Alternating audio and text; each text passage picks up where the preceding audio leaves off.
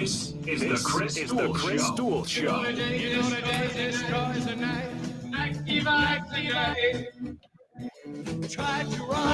Oh, and stay mute. The way things are set up now during the segment, I need to stay mute and you need to stay mute or we get crazy echo. But you'll still go out during the, I'll tell you more later. Now, Chris Duel. 2 days after. Has it sunk in yet? Are you okay? I'm really not okay. I'm talking, of course, about the Cowboys' loss. And then I see Stephen Jones yesterday go, oh, yeah, I'm pretty sure, Mike McCarthy. Mike McCarthy's coming back. What? Really? Welcome in on a Taco Tuesday. I'm Chris Duel. It is the Chris Duel Show with Shannon, Salty, Sweeney, and our surprise Soundscape Stylist, at least a surprise to me, but we love having him, Jeremy Kolak. We will meet Jeremy in a moment, but Shannon, Salty, Sweeney, you took yesterday off in observance of the MLK holiday, and I hope a lot of us, if not all of us, preferably all of us, took some time to consider the legacy, the vision, the dream of Dr. Martin Luther King Jr. Shannon, Salty, Sweeney, this will be the first time you and I speak, and the first time you speak to our listeners and viewers after America's team, the Dallas Cowboys, went down in flames on Sunday to the San Francisco 49ers. How you feeling this morning? I'm wearing Cowboys hoodie, Chris, because it's all I have left. It's all I have left for the season.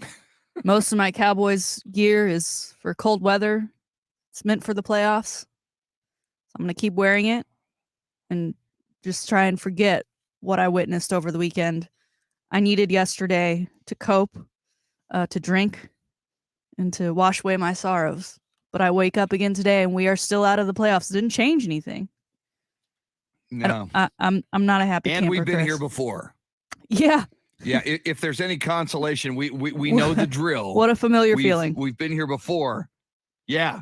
But, I mean, this time that Dak Prescott run for the touchdown and time running out without being able to take shots to the end zone when you had the ball on the 41-yard line with 14 seconds remaining. I mean, the Cowboys, as I said yesterday on the show, Shannon, the Cowboys have found a new way to tear our hearts out in the playoffs. So, I didn't have that on my Cowboys elimination bingo card. No. You'll have the ball on the 41 with a chance to win the game with 14 seconds, but you won't even take a shot into the end zone. I totally missed on that one.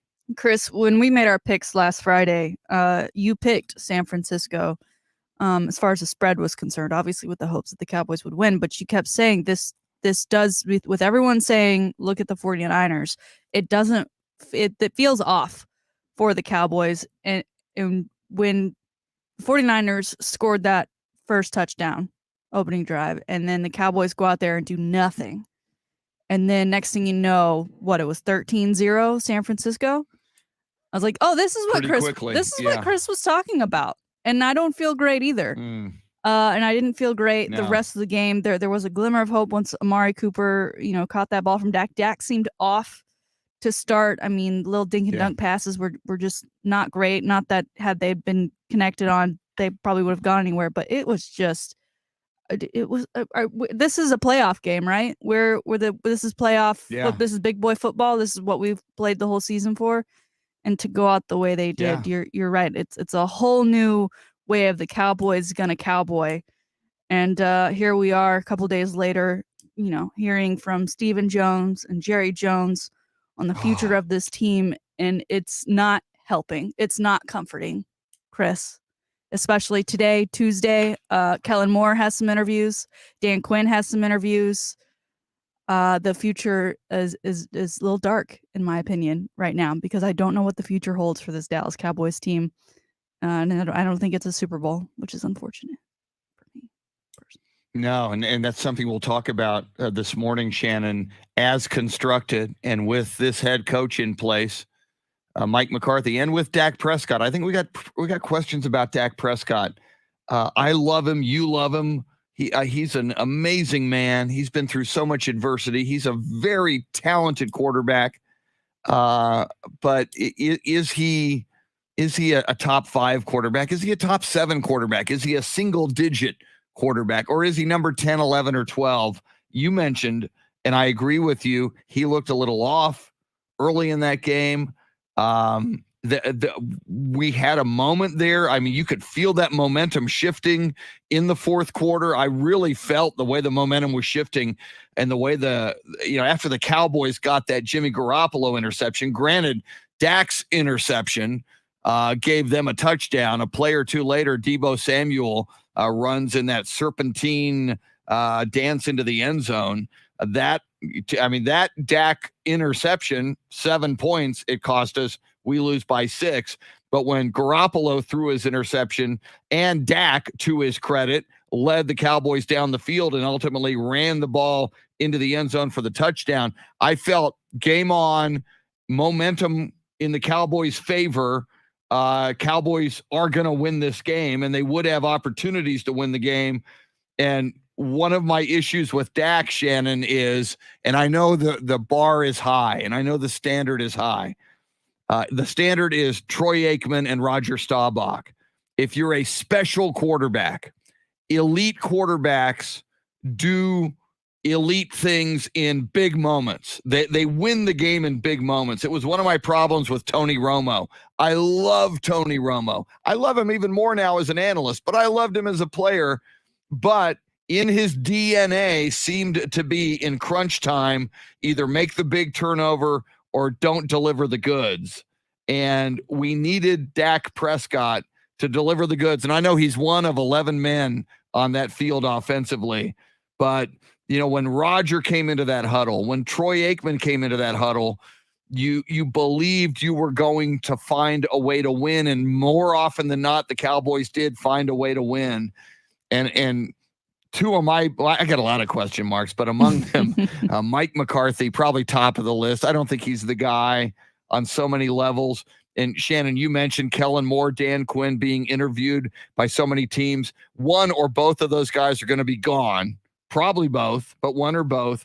And I've said it to you for months, of the 3 coaches, head coach, offensive coordinator, defensive coordinator, to me, Mike McCarthy is number 3 in talent, in football savvy, in gravitas, and leader of men.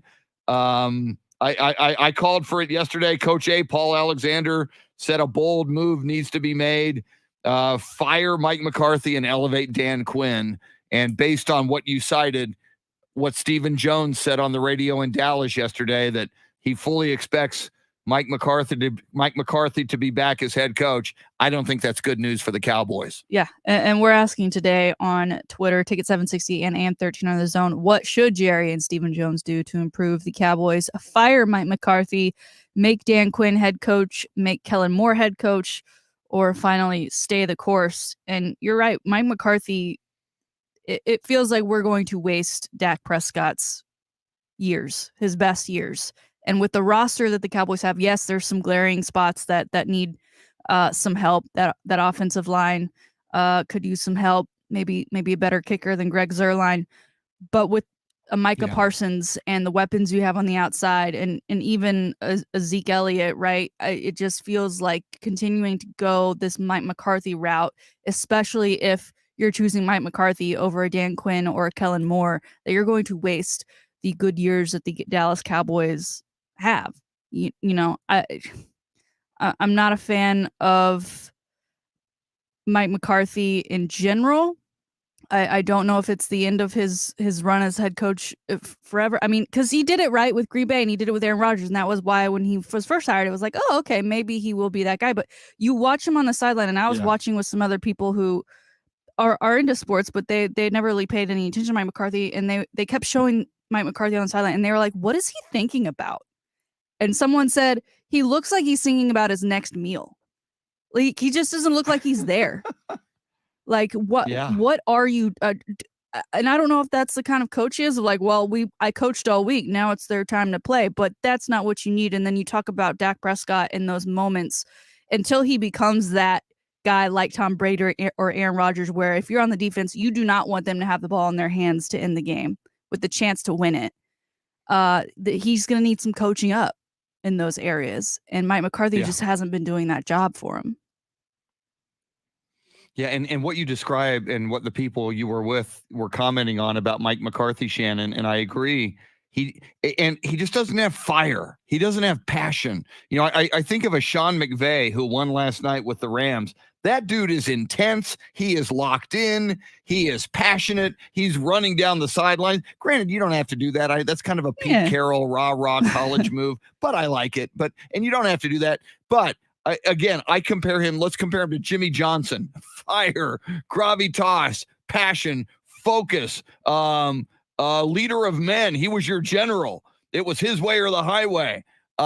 Same with Tom Landry in a different way. Tom was stoic, but completely locked in, like a mad scientist engineer. Pick any successful coach, Bill Belichick, Bill Walsh, any of them. Mike McCarthy looks disengaged. He looks lost. And Shannon, I go all the way back to his opening press conference when he said, and he thought it was a joke, but I think many a truth is told in jest. He said, you know, when I interviewed with Jerry and I spent the night at his house, I told him that I watched every single play of the Cowboys from last season, and I broke down every play. Mm-hmm. And he kind of chuckled. He said, I didn't really do that. He said, I told him what he wanted to hear.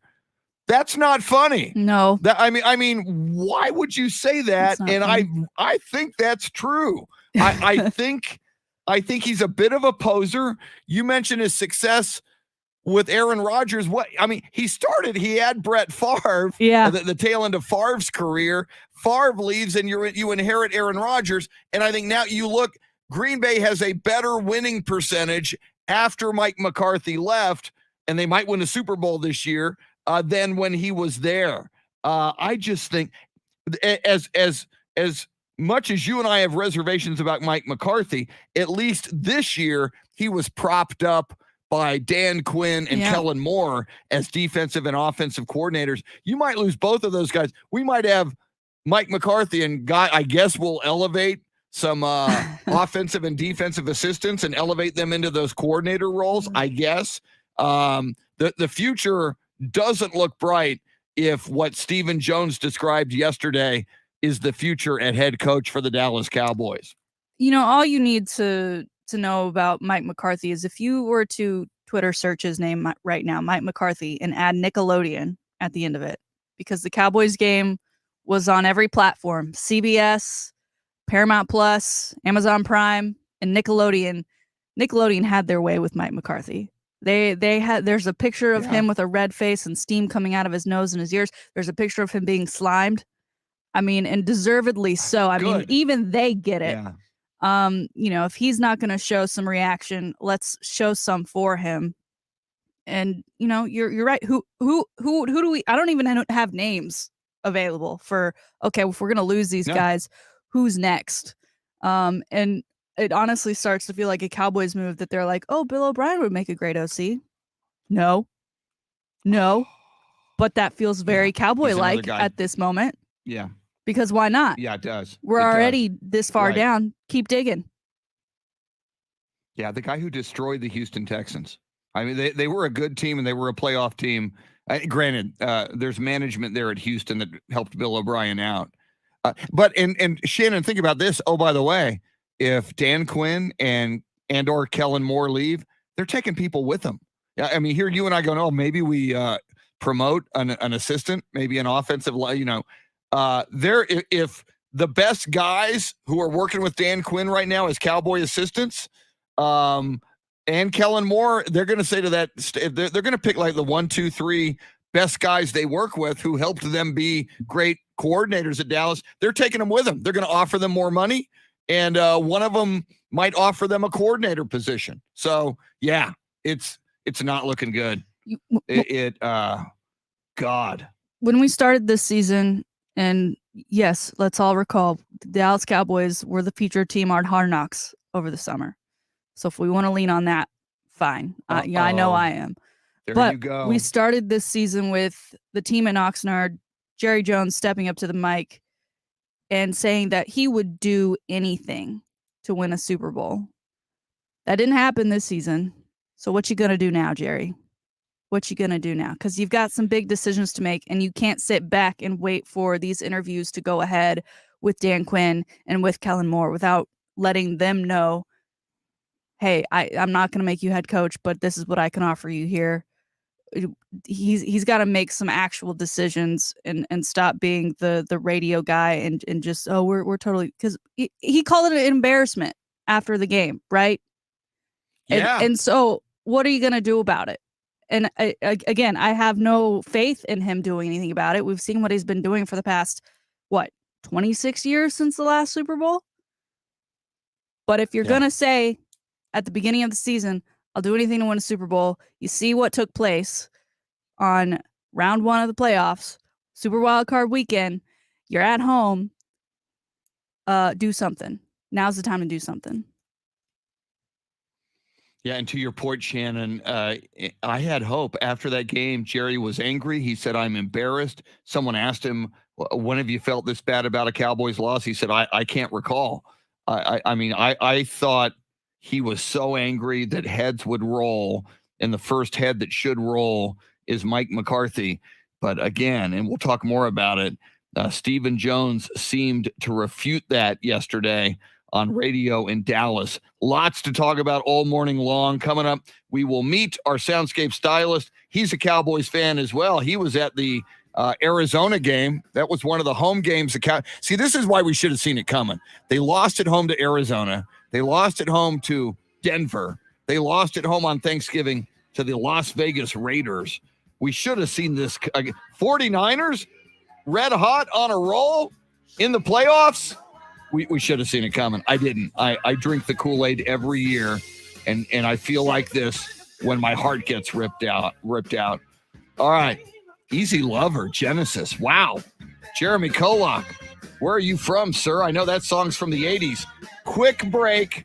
She is Shannon Salty Sweeney. The high five play of the day is coming right up. We'll meet Jeremy, get his Cowboys thoughts. Also, 2 chances to win $1,000 this morning at 7:20 and 8:20. Lots to talk about. Cowboys, NFL playoffs, Spurs, NBA, college football, and more. Don't go anywhere. You're listening to The Chris Duel Show.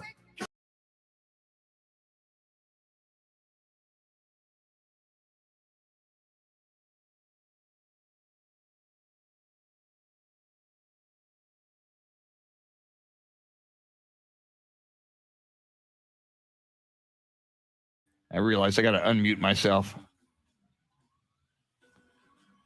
All right. I think I'm going to get coffee. I was saying I was muted when I said it. I'm more depressed about the Cowboys today. Yesterday I was angry. Today I'm depressed. They're not going to be as good a team, I don't think, next year as they were this year. Zeke is a year older. Running backs deteriorate quickly. Do you think Dak's going to have a better season next year? I would hope so, but it's not likely. Thank you, Sam Tobias. John Williams, happy birthday. We will mention it on air, but I know today is John Williams' birthday. Happy birthday, John. Lucy, is that still hot enough? Now I got to heat that up a little bit.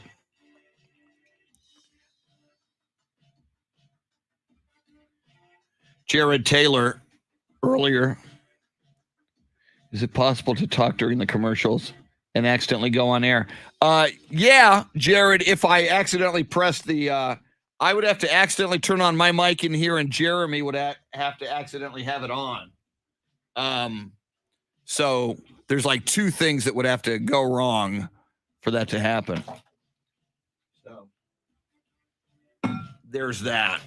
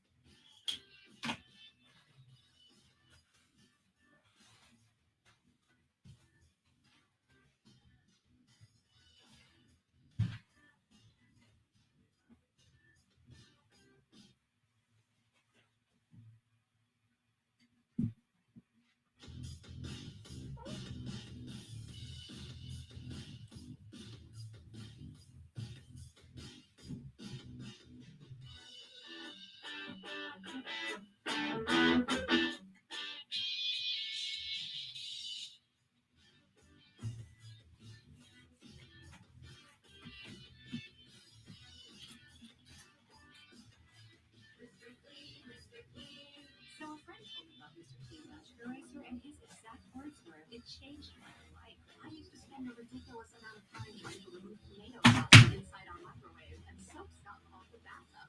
It's like seriously magic, and my secret weapon for cleaning the kitchen, bathroom, floors, and walls, and even keeping my sneakers clean. Mr. Clean Magic Eraser, greatest invention ever. Mr. Clean, Mr. Clean, Mr. Clean. Mr. Clean Magic Eraser, the unicorn of cleaning.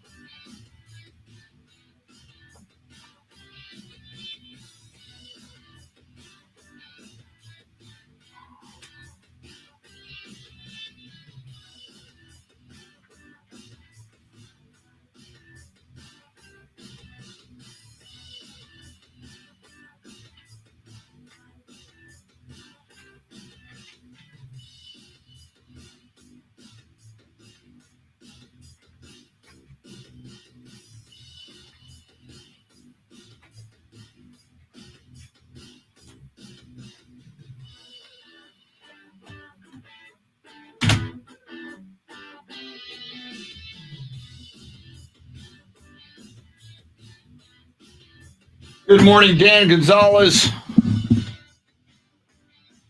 The Dallas Cowboys are like the sexy girlfriend that is afraid to commit.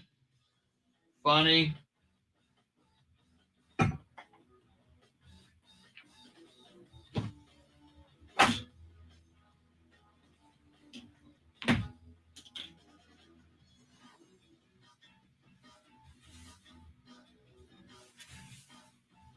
Isn't it usually men who are afraid to commit? That's the usual rap on men.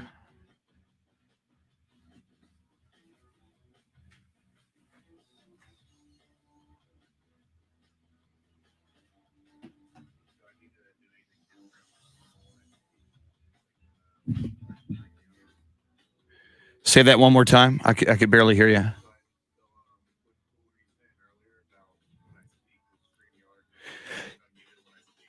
Yeah, no, when you and I stay in mute when we're on air because the sound goes through Shannon's StreamYard. Yeah. Now, like during the break when she goes away, if we're still on mute, they won't hear us.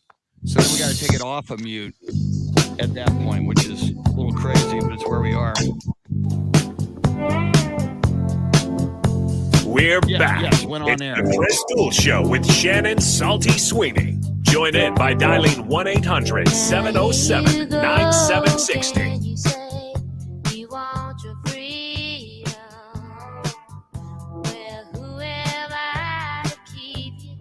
Little Fleetwood Mac for you in the morning as bumper music as provided by your Soundscape Stylist, Mr. Jeremy Kolak. Welcome in. It is the Chris Duel Show with Shannon Salty Sweeney on a Taco Tuesday, January 18th, as we are still processing the demise of the season for the Dallas Cowboys. She's Shannon Salty Sweeney. I'm Chris Duel. Let's the man who played that music, and Lisa Alanis has great music, Jeremy, on the live video feed. By the way, if you're new to the show, the live video feed, you can get it. Jump in on Facebook Live, 8 a.m. 1300 The Zone, and or Ticket 760. Also, those Twitter pages as well. Jeremy Kolak, I didn't know you'd be here today. Always a surprise, but a pleasant surprise. What's happening, man? Yeah, we seem to live our lives one day at a time around here. Yes. That's that's all right. I'm adaptable, but no, good to be in with y'all. Yeah, I'm still it's funny, Chris and Shannon. I woke up yesterday and I had this weird dream that Dak Prescott ran the ball on a quarterback draw to run the clock out to end the season. Because I know that would never happen, right? In a playoff game. No, that would never happen. But no, I'm doing all right. I tried to avoid national sports talk yesterday. It felt like a funeral type of day. It was weird. I'm still reeling it in. And I didn't look at it, Jeremy and Shannon, but I heard about apparently, and of course, Stephen A. Smith, maybe the foremost Cowboys hater in the national sports talk media, apparently was having a field day yesterday, just laughing and mocking. And did either of you catch Mr. Stephen A. Smith yesterday? No, like Jeremy, I tried to avoid as best I could guys like that. He was the trending topic on Twitter for a very long time yesterday morning, especially during his show hours, and I already knew before having to click on it what that would be about, so I stayed away. It's amazing to me, and I guess he gets it. There's so many Cowboys haters, and I guess he knows he'll have a big audience for that, and he'll have a lot of people who support him for that. But part of your persona, and I do like Stephen A. Smith, and I think the best pairing.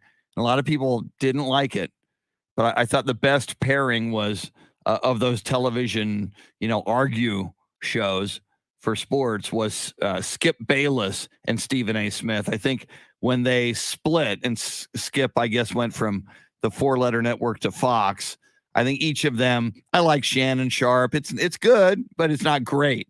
It was kind of, to me, they were kind of, and this will be a blasphemous analogy wearing my Beatles hat, but it was kind of the Lennon and McCartney of that genre of sports talk / sports debate / sports arguing television shows, which is what they do. So I just think the ones that now have Stephen A. Smith are all right, but not what it once was with Skip. Same thing with Skip and Shannon. It's all right, but it's not what it was. So I like him, but I mean, a big part of your persona is to hate on another team.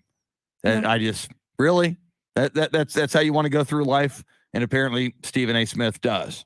Yeah. And I don't know. I mean, one of these days, and hopefully we're all alive to witness it, the Cowboys will win a Super Bowl. What's he gonna do then? Yeah. He'll either lie low or he'll find reasons to criticize, and he'll wait for the next year, because most teams don't win 2 in a row, and then he'll be in his gleeful state again the next year. So my goodness. All right. Well, let's feel a little better. This is a segment that really makes us all feel better, because we find something really good and find something really positive to hand out a high five for. It's the high five play of the day, appropriately sponsored by High Five.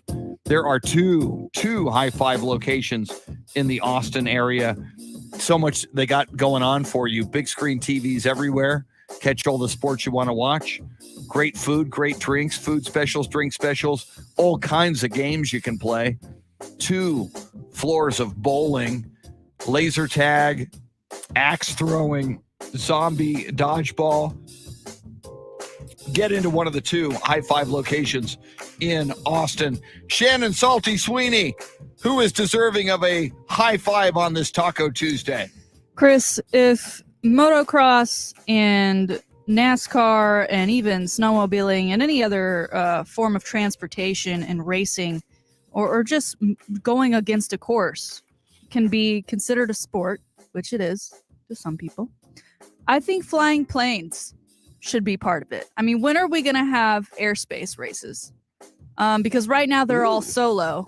And that's what we're talking about today, because we have a new world record holder, a 19-year-old Belgian-British young lady named Zara Rutherford. Again, 19. Yesterday became the youngest woman to fly solo around the world. The previous record holder was 30 years old. She took off August 18th, 2021, and she landed yesterday in Belgium, January 17th. It was a total of 150 days, and she flew a Shark Sport aircraft. Chris, when I turned 16 and got my driver's license, I was limited to the neighborhood. I could not go on a highway. I was bound in by the highways that surrounded my neighborhood. And should I cross one of those, I was in for it. She's 19. She flies a plane by herself. And oh yeah, she does it around the world, where there are things like she had to evade the North Korea airspace, right? Because they would shoot missiles at her. Yes. There's some wildfires going on over in the California area. All of those things combined, and at times she was flying without the guidance within her. She just went by sight, and these were 6 to 8 hour stints at a time. I can barely drive myself to Houston without getting there and needing a nap to recover from the long journey. How she got her pilot's license so young, how she managed to do this, is absolutely incredible. I'm sure we'll see more of her, and I love her perspective, because she said prior to this, you know, it was about the adventure and getting to have one of those adventures. But she said it made her now appreciate those days when she's just sitting on her couch with her cat. That is just as wonderful. A good TV show, being on the couch with her cat, as well as, you know, doing that casual thing like flying around the world as a 19-year-old. Absolutely incredible. Zara Rutherford. I wouldn't be surprised if we start seeing her on all of the TV shows starting today, because I'd love to hear more about the story. And I wouldn't be surprised if we get a movie about it in the future. What a gal. Zara Rutherford. I got a little frame of reference on that. Very, very little. When I was 18, my brother, who was a fighter pilot in the Air Force and in the Texas Air National Guard, taught me how to fly. And my first solo cross-country flight was from San Antonio down south to Carrizo Springs, Texas, a couple hundred miles.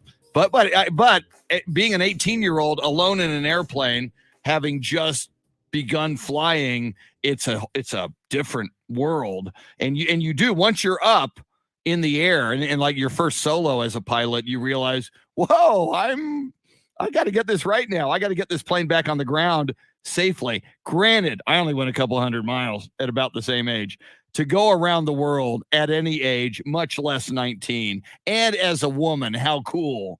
You think of Charles Lindbergh, who, crossed the Atlantic in the Spirit of St. Louis, I think in 1927, which was a tremendous feat. And what she has done now is infinitely, around the world. My God, how many, for very few, can say that and can say they've done it solo. And I don't think a whole lot of people, if anybody, can say they did it at age 19.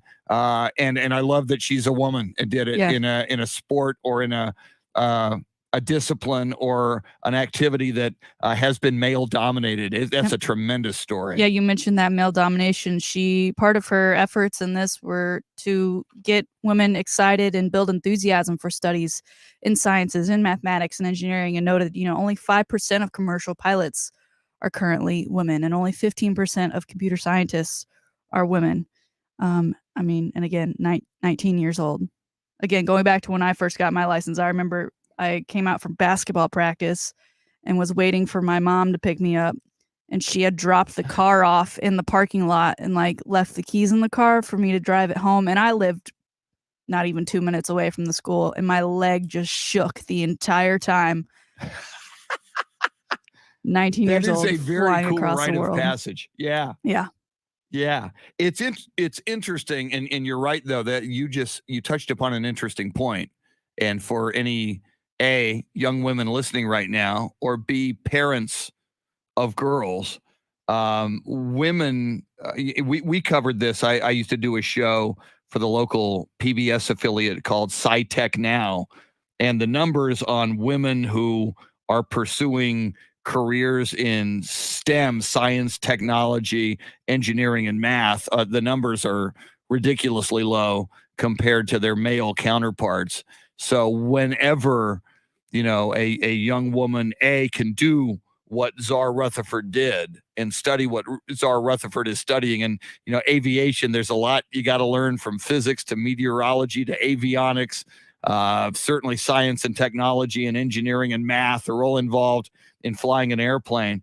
But young girls and young women need more mentors, and they need more positive role models to get into science and technology. So huge, absolute with you. High five to Czar Rutherford. I love that. That's a great story. I'm so into a Cowboys funk yesterday and today, Shannon.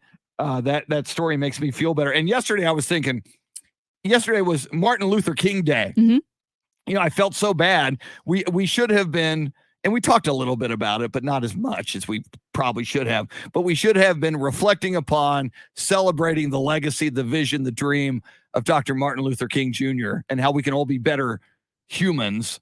And here I was, and a lot of us were just bitching about the Cowboys. So when you can bring us a great story like that, and we can give a high five to Czar Rutherford, that's a cool thing. I second that emotion. The highest of fives from her Shark very Sport high five. aircraft. A high five up in the air and around the world. Yeah.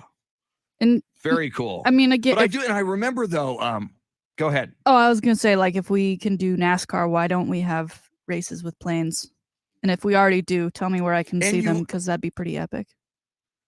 I'd watch that. And you do, and I forget, and I don't know the terminology, but when I was growing up, they did have plane where you'd have two huge poles far apart, and you'd have planes that would do a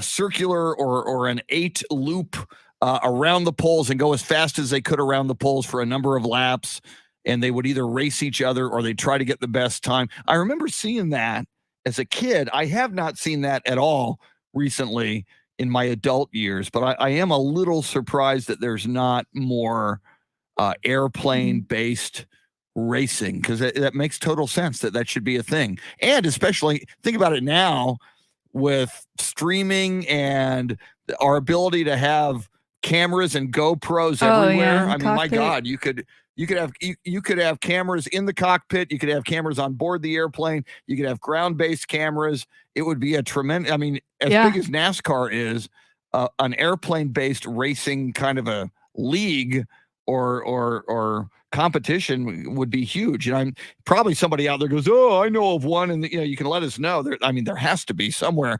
But here you and I and Jeremy, we talk about sports for a living on the radio, and we're unaware of it. So if they're out there doing it, it certainly needs to get more run and more publicity somehow. Yeah. I got an Oculus for the holidays, and the first video, you can go to YouTube and watch these like 360 recorded videos, so it feels like you're in it. Yeah. And the first video I watched was in a fighter jet. I didn't last very long before I was like, I'm sick. This is a lot to handle. But it's so cool that people can handle that because it's, I mean, craziness. And all those buttons. I couldn't do it. I can barely handle the buttons I have in front of me right now. And there's a lot of buttons. Well, and what I love, and I haven't done the Oculus thing yet. I did a little virtual reality stuff before, but not like that was a few years ago. And I'm sure the state of the art is even greater now. But we're up against the break. I'd love to hear more about your experience. I gotta dive into that world. And of course, virtual reality and Oculus with sports applications as well, as they're, wiring people sitting front row at NBA games and fun stuff like that. We got a lot more to talk about all morning long. A very good quarterback that I'm very aware of might be going to Oklahoma, either that or Mississippi State. We will get into that. We'll talk more NFL, Cowboys. Spurs lose last night to the Phoenix Suns. Your chance to win $1,000 coming up at 7:20. Shannon's Salty Shakedown, sports birthday, sports history, and a whole lot more. Jeremy Kolak playing the Fleetwood Mac this morning. The Fleetwood Mac. Or playing Fleetwood Mac. Either or. It's the internet's plural. She's Shannon, Salty Sweeney. I'm Chris. Thanks for hanging out with us till 9 on the Chris Duel Show.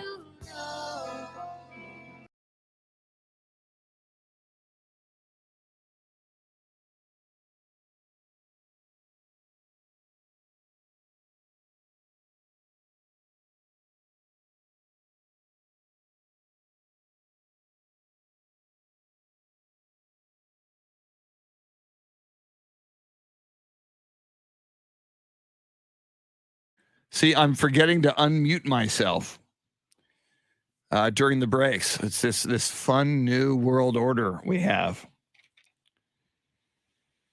All right, I got to check something out here.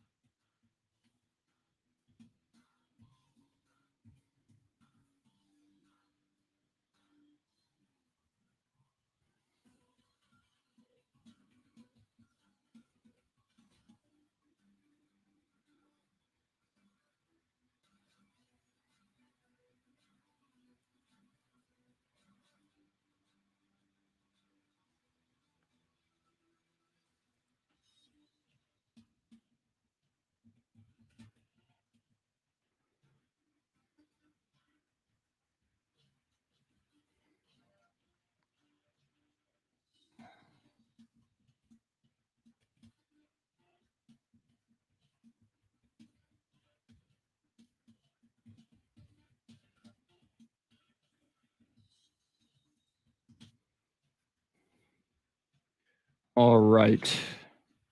Good morning, Beth Settle. I see Beth in here. Jason Paniagua.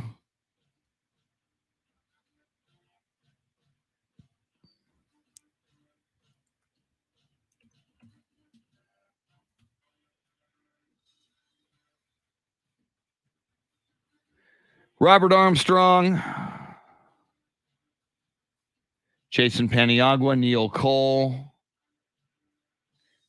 Yeah, Neil, I know they've been doing airplane races for years. I mentioned that I saw them when I was a kid. But I just don't think they're on a big platform. We don't see them on Fox. We don't see them on CBS, NBC, ESPN. I think they should have a bigger platform.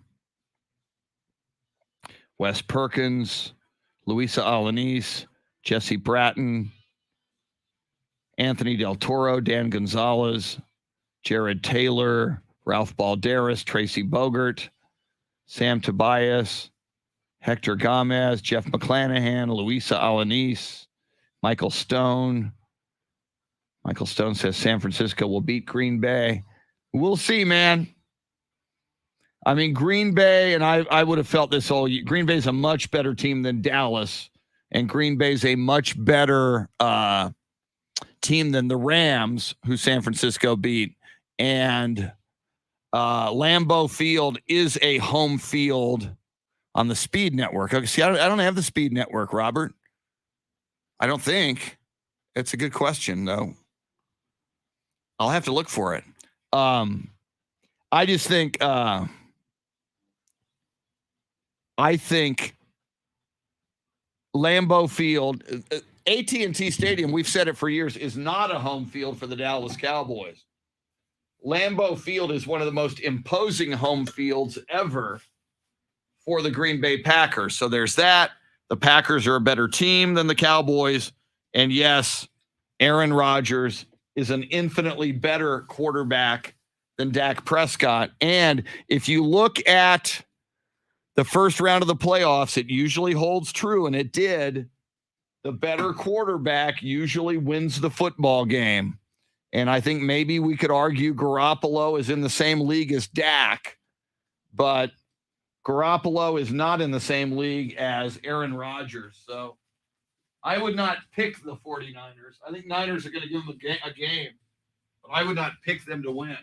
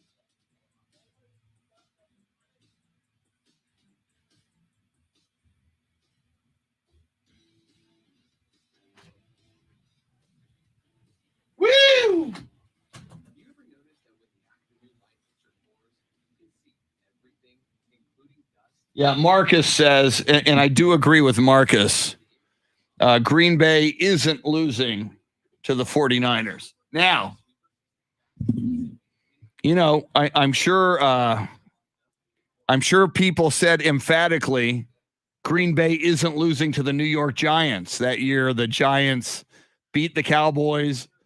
They won a wild card game at Tampa Bay before they came to Dallas. I don't recall specifically. Then they came and beat the 13-3 Cowboys, who had home field throughout the playoffs. Then they had the NFC Championship against Brett Favre in Green Bay, and they won. So it can be done. It has been done. But Eli Manning and the Giants, you're asking Jimmy Garoppolo to do this. So,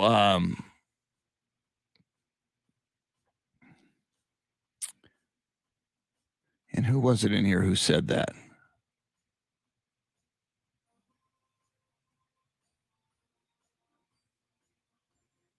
Was it Neil? I forget who said. So somebody says the Niners will beat the Packers. Here's something, and maybe I'll get into it this segment, but it's true, and I cite this a lot because it just happens to be the case. This is why quarterbacks are at such a premium in the National Football League. The rule of thumb is most of the time, the better quarterback wins the game, regular season and playoffs. Joe Burrow beat Derek Carr. At this point in his career, Joe Burrow is a little bit better than Derek Carr.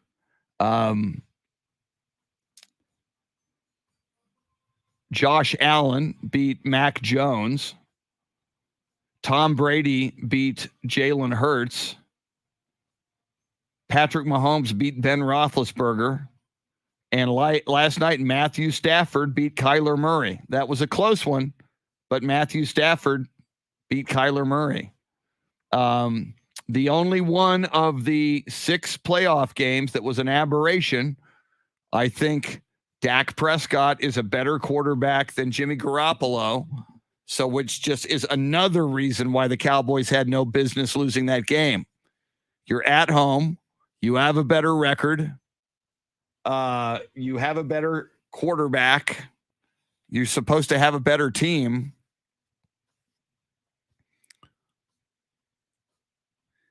Niner Gang says Aaron will go 0-4 against the Niners in the playoffs. I say good luck with that. Now, if it happens, then we will be able to say Niners are the real freaking deal, man. I don't see it yet.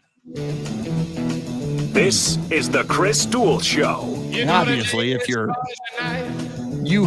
YouTube handle is Niner Gang, you're gonna say that, and I get it.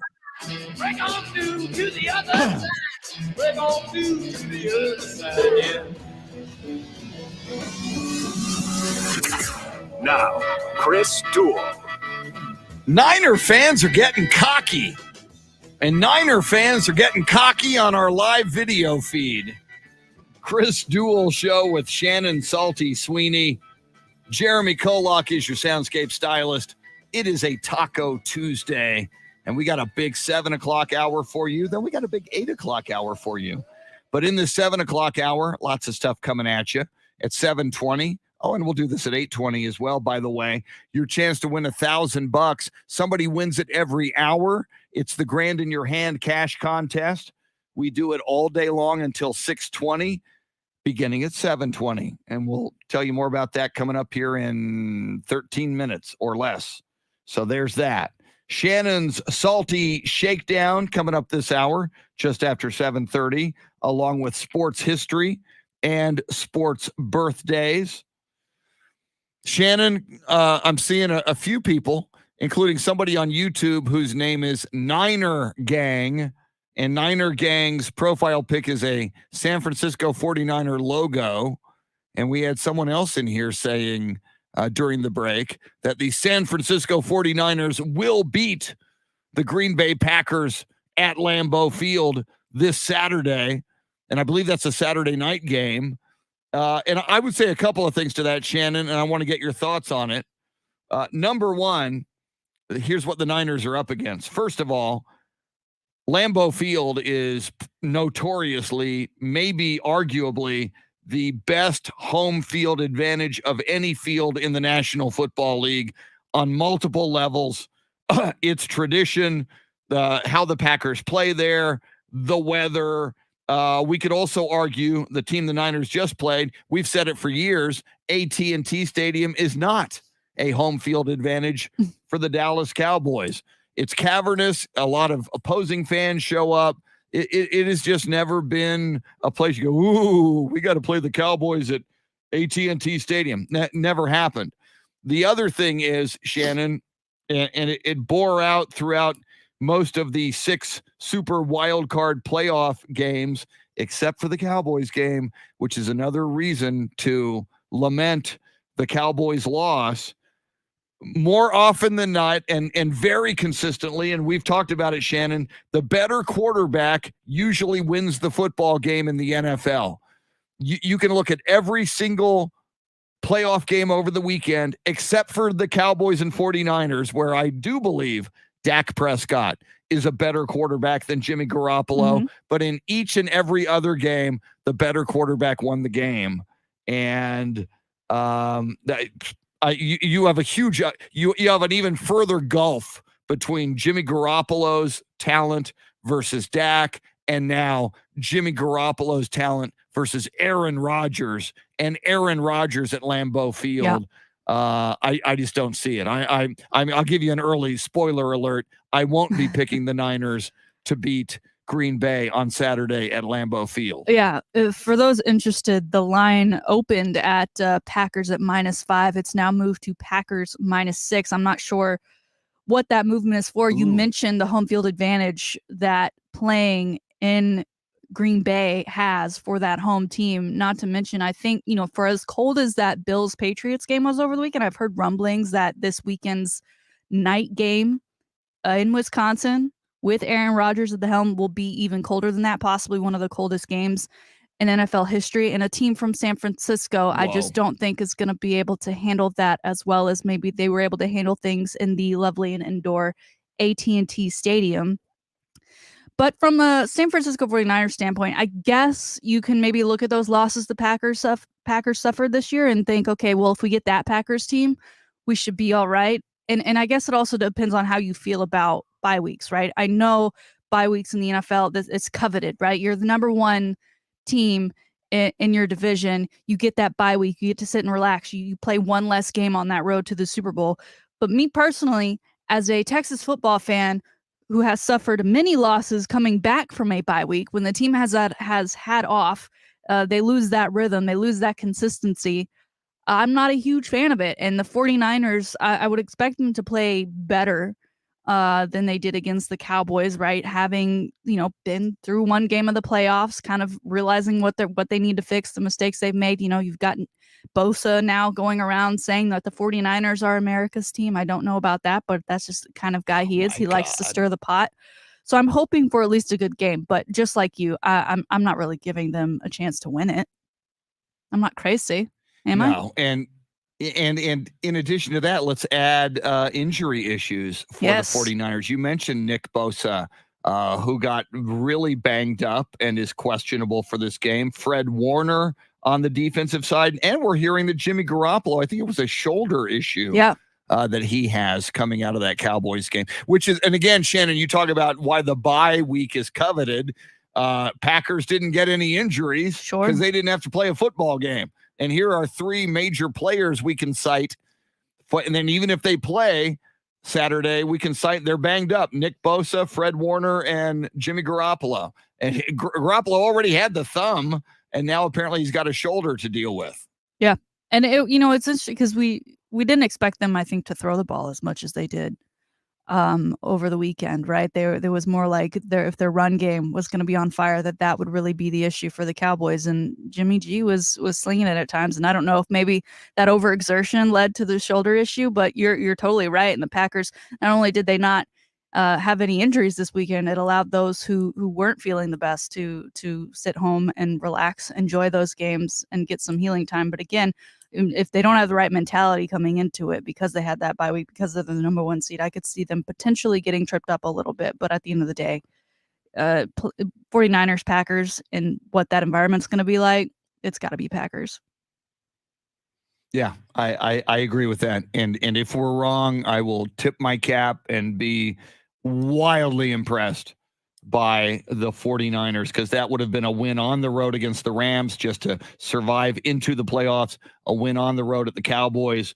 And there can be no more hostile environment than Lambeau Field. And Shannon, as you describe, perhaps a brutally cold and bitter Saturday night in Lambeau Field. I do want to go to Jeremy Kolak, our Soundscape Stylist. Shannon, I was walking down the hall on my 14,903rd coffee run of 2022. And Jeremy, we were talking about Mike McCarthy. You said you've got some additional thoughts on Shannon and my current favorite coach of the Yes. Dallas Cowboys, not Mike McCarthy. What do you got, Jeremy? Well, I was just thinking, first of all, like it was so fitting that things end with Mike McCarthy losing a battle with the play clock. I mean, obviously Exactly. he's notoriously bad at clock management, but him losing a battle with the play clock was so fitting and symbolic. And I didn't even really think about the fact that this was Mike McCarthy's first playoff game in Dallas. And I think Shannon kind of hinted at this earlier. Jerry Jones said that the reason he brought in Mike McCarthy was for his playoff and Super Bowl experience. Oh. And this was his first Yeah. play. And look, I've been alive for 23 years. Obviously, I did not see the Cowboys' glory years. The Cowboys have not even made an appearance in the conference championship in my lifetime. But that was probably the worst coach game I've seen, the worst coach playoff game I've seen in my Cowboy existence. I mean, that was awful. Just so if all of that put together and 14 penalties in his first playoff game as a Cowboys coach, if that's not fireable when he was brought in for his Super Bowl and his playoff experience so that he could, showcase his experience in the playoffs, I would assume that's where that was supposed to translate. That is awful. And then I'm just thinking about, like, okay, maybe we shouldn't have given CD Lamb number 88 on draft night. I'm not saying he's not terrible. I'm not saying he's not great. I think he's a great receiver, but I'm looking at the ways that the 49ers use their offensive weapons like CD Lamb. And I think there was like 8 or 9 49er players that touched the ball more than CD Lamb. That's not using him correctly. And I mean, Tony Pollard too. Tony Pollard and CD Lamb touched the ball combined like 8 times, less than 10 times. Wow. The game plan was not good. It was just bad all around. And if that's not fireable, I don't know. And also, even Jerry said after the game, Jerry said something about how this was disappointing to him and embarrassing because, I mean, he believed they have the talent and the health right now at this point that they should still be playing, that they should have at least won some playoff games, maybe not a Super Bowl, but maybe a Super Bowl. And the reason Jerry's saying that is because they have a major issue going into next year. Like, this was the year as far as personnel. Obviously, you're probably going to lose Kellen Moore and maybe even Dan Quinn, like y'all mentioned. But the Cowboys going into next year are $13 million over the salary cap. And just to throw a few names at you who are free agents. It's a lot of them. Go ahead. Give us some names. Okay, so Keanu Neal, DeMonte KZ, J-Ron Hurst, and Malik Hooker. Those are 4 safeties. So I don't even know what safeties are still going to be on the roster. Leighton Vander Esch, Randy Gregory, who had a tremendous season. Yeah, but some bonehead plays yesterday or Sunday. Yeah, exactly. And then on the offensive side, you have Mike Gallup. I don't know what's going to happen there because of his injury situations. Cedric Wilson and Noah Brown. So that's 3 receivers and Dalton Schultz.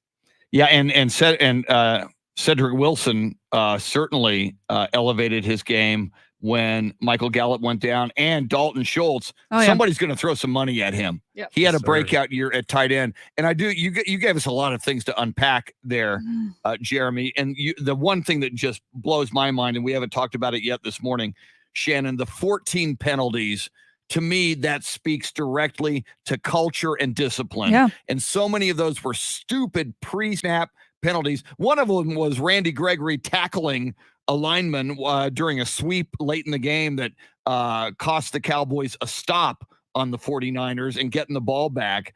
But those 14 to me, that is, you have a bad culture and you have bad discipline. It's the playoffs. This is everything we've fought for and worked for since training camp, and also since we've been kids playing junior high and high school football, was this moment, this opportunity to win in the playoffs and get to a Super Bowl. You've got to focus, and they did not. They had no discipline. They had no character. They were lazy and unfocused. Shannon, the buck stops with the CEO, Yep. the coach, Mike McCarthy. Yeah. Would not have happened to a Jimmy Johnson team in that playoff situation, would not have happened to a Tom Landry coach team in that situation. That alone, with the loss, and as Jeremy says, fitting and symbolic that Mike McCarthy loses the game on time management at the end, which is such a glaring problem for him. There's so many reasons, Shannon, to fire Mike McCarthy. And not to mention or bring this back up, but Mike McCarthy, that Super Bowl he won with Aaron Rodgers was at AT&T Stadium. So you'd think that experience would have done something for him. And you're right. He is the presenter of the culture. He is the one to manage it and manage that discipline. I don't know what the Cowboys' identity is, right? There were some games where it's like, it's the high-powered offense. It's the nonstop scoring. And then there were other games where it's like, Dan Quinn has his defense together. We are going to win because of a great defensive game by turning the ball over. I just don't know what it is. And I don't know if y'all talked about this yesterday, but I wanted to kind of ask you, one, maybe a little bit of a superficial question, but did Kyle Shanahan look like he aged 10 years in the last year and a half or since he's been to the Super Bowl? Like, I don't know if it was the gray beard that he had going on, but I was like, oh my. Yeah, the you gray used beard to, like, will do that. But look yeah, like the you're young right. guy in the league. He looks older. And then also we had Kyle Shanahan versus Dan Quinn, right, in this matchup, which was huge. Obviously, their time in Atlanta. You know, I obviously Kyle Shanahan, a head coach, and Dan Quinn on the defensive side, but I mean, that too, you just, it was one of those things where, again, like the quarterback matchup, you felt like you had the upper hand in that. And it just, Mike McCarthy just ruined everything. Jeremy, I was almost feeling better. And thank you for bringing up everything you just did. That's awesome. Thank you so much. I had to let it out. I'm sorry. Yeah, we're going to do a quick timeout because it's 7:20. We'll do this real quick. We do this every all day long at the 20s. Chance for you to win $1,000. And yes, somebody wins $1,000 every hour. Somebody's going to win it right now. It could be you. You're going to get a keyword. We'll tell you where to take that keyword and enter to win. Here it is. Now your chance to win $1,000. Just enter this nationwide keyword on our website, Bills. That's Bills. Enter it on our station website now. Bills, as in Shannon's new favorite team to win the Super Bowl now that the Cowboys are out of the race. Buffalo Bills. No, word Bills. Take it to both websites. Double your chances to win. AM1300thezone.com, ticket760.com. You'll see the easy, you'll see right away where you put grand in your hand cash contest. Go there, pop in the keyword. You got a chance to win. Somebody here says, a couple of people saying, what about my Bengals? It's let's see, is it Latez Williams? What about my Bengals? I love our path to the AFC Championship. We have the Titans second round, and Buffalo and KC get to beat up on each other. Mm-hmm. I think that's a factor, Shannon. Yeah. The winner of the Titans versus the Bengals gets to avoid for a round the two hottest teams in the AFC right now, your Buffalo Bills. And my God, we got to talk about that with you, which we haven't yet. 7 touchdowns on 7 possessions, unprecedented, and they did it against Bill Belichick. Some people are saying, based on that performance right now, the Bills are the favorite in the AFC to go to the Super Bowl, because earlier in the season, they went to Arrowhead and beat the crap out of the Kansas City Chiefs. Yeah. However, Shannon, you and I have talked about this a lot. It's hard to do it twice against a very, very good team. And we talked about a hostile environment at Lambeau Field for the Buffalo Bills now twice to go to Arrowhead and beat those Kansas City Chiefs is going to be a tall order. Yeah. To recap for Latez, the Bengals, I like that matchup for them, obviously more so than a Buffalo or a KC. But seeing what they did against the Raiders, that was a close one. It was closer than I think they thought it would be. It was great fun, right? The first playoff win, and how long was it? Like 41 years. So congratulations, but I think your run might end here this weekend when it comes to playing the Titans. Now for Buffalo, I need a copy-paste performance of what they did to Mac Jones and the Patriots. I mean, you do that, you're not going to lose to anybody. And Josh Allen, I mean, that man, I don't know if he did do the Viagra thing. I don't know if it was just he just is amped for the playoffs. But whatever it was, now, time out for some people. For again. People who don't know, Okay. The Viagra. Explain what you mean by Josh Allen might have taken some Viagra before that game. Explain that for those who don't know. Some talking head from the 4-letter network said prior to the game, because of how cold it was going to be, that blood flow would be very important for Josh Allen, and that he should take some Viagra to help with that. And I don't know that he ever commented on it. I feel bad for Mitch because Mitch was getting the kind of the brunt of all of those jokes as the center in front of Josh Allen. Oh my God, that's right. So, yeah. But nonetheless, whatever they did, and everybody on all fronts, especially Mitch, I mean, he had some really great calls because Josh Allen was running everywhere. I think he ended up with like 66 yards on 6 runs. He had the highest running average for the Bills. I mean, a guy like that is hard to contain, especially when you look at the weapons that he does have on the outside. I mean, there's just, again, copy paste against Kansas City this weekend. I think you will be just fine because Kansas City is still vulnerable. They're still that team that we saw in the beginning of the season. As much as they've gotten it together, I think you saw it in the beginning of their previous matchup by letting the Steelers get one on them early with, I believe it was an interception, right? Or fumble recovered TJ Watt. So, if you hit them early and 7 times in a row, there's no reason that Buffalo can't go on to the AFC Championship game.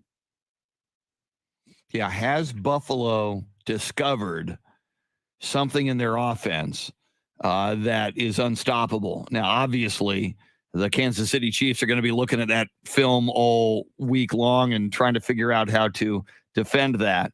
But that's going to be a fascinating game. And you said, Shannon, you kind of expect, and I think probably a lot of people do, because Cincinnati does not have a playoff pedigree. They have to go to Nashville to take on Tennessee. Tennessee, I think, will have Derrick Henry back, which if he's 70% of the Derrick Henry we know, that's going to be a formidable weapon for the Tennessee Titans. But I think there's something about Joe Burrow, Shannon, and I remember when the 49ers, and some people should probably kick me in the head for this comparison, but I just remember it.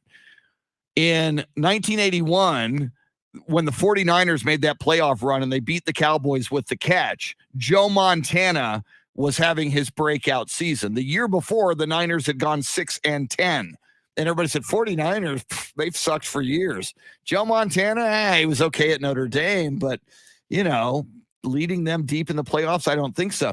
And then all of a sudden, those 49ers put it all together and they beat the Cowboys and they go to the Super Bowl 16. They beat the Bengals in Super Bowl 16. Joe Burrow might just be emerging and breaking into this whole new era or this whole new stratosphere where he is demonstrating that he's a top 5 quarterback in the NFL. And again, I saw a game late in the regular season at Cincinnati against the Chiefs, who we were just talking about, playing your Bills this weekend at Arrowhead. And Joe Burrow looked really, really hot and good and was having his way passing against the Chiefs. So it's a huge game for Joe Burrow. We talk about Dak Prescott, and we keep waiting for Dak Prescott to have that game in the playoffs where he just establishes himself as a reliable elite player who delivers the goods in the playoffs.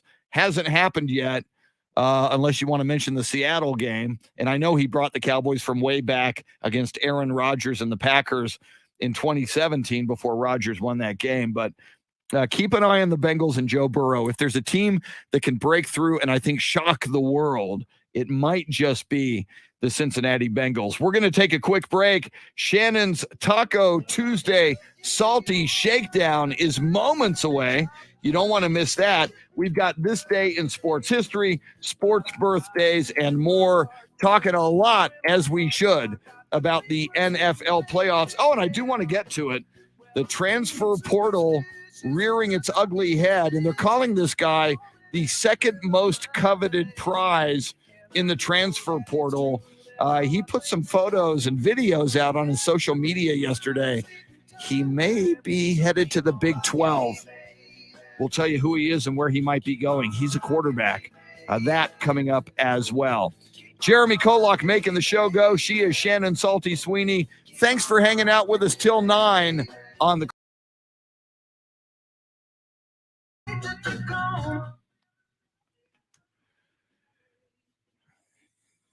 Yeah, I Niner gang, Burrow and Chase are a nice combo like Montana and Rice. I don't think the comparison is outlandish. Granted, Montana and Rice are like the gold standard Hall of Famers, multiple Super Bowl winners and golden gods. I get it. And if Tennessee beats Cincinnati this weekend, then throw that comparison out the window for now. But if they win that one, man, I'm starting to feel some magic and it factor from Joe Burrow. And you know what? The Cincinnati Bengals are so long suffering. If it's going to happen somewhere, why not Cincinnati? That fan base can sure use it, man. All right, I'm going to make one more coffee run. Okay. That looks like a copy and paste. Latez Williams, we just talked a lot of Bengals right there. What about my Bengals? We just talked about your Bengals. I think I saw you write that earlier, though, so maybe you just copied and pasted it to remind us. All right. Let's see here. I'll be back in a sec. Let you enjoy some Jeremy. Let me make sure I got sports history and sports birthdays ready.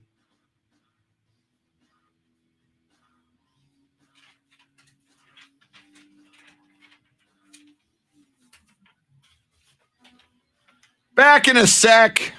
Coffee run. Talk amongst yourselves. Eat a taco. It's Taco Tuesday. I know you want a breakfast taco.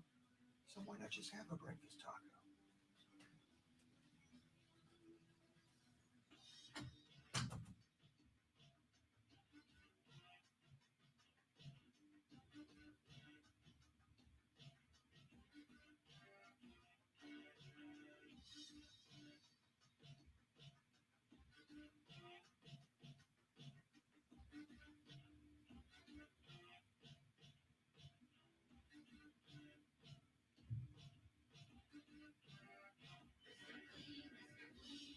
So a friend told me about Mr. Clean Magic Eraser, and his exact words were, "It changed my life. I used to spend a ridiculous amount of time trying to remove tomato sauce from inside our microwave and soap scum off the bathtub.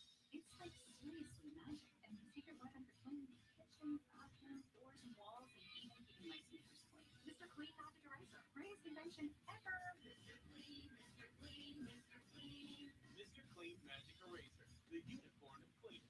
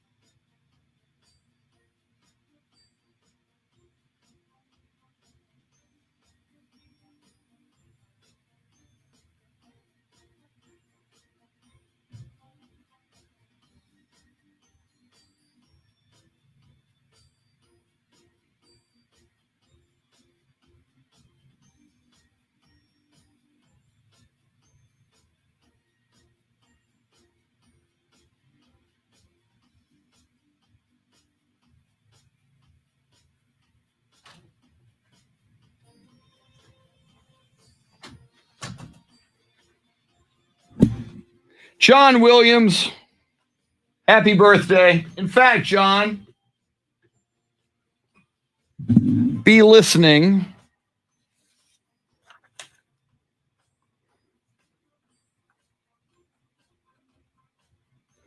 John, be listening to Sports Birthdays coming up. Let me see. Didn't see that.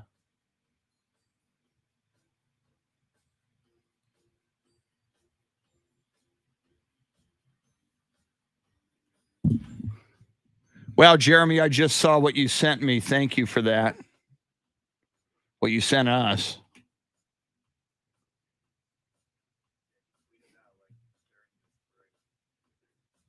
Yeah, 7:31 Central from Shams. Do you have a breaking news sounder? We've had one before. There should be one there on the board. Let's do that out of the gate here since it's breaking news.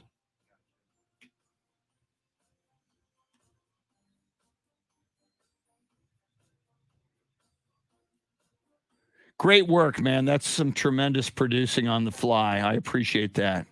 That is like stellar radio producing on the fly. Thank you, sir.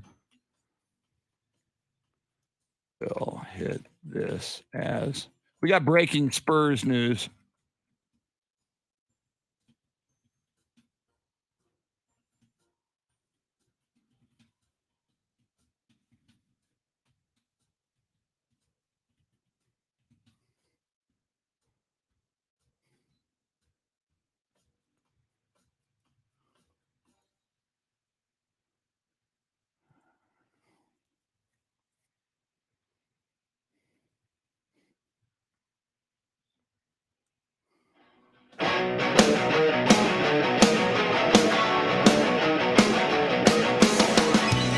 Let's get back to the Chris Duel Show with Shannon Salty Sweeney. Find Chris and Salty on Twitter at Chris Duel and at Shannon B. Sweeney.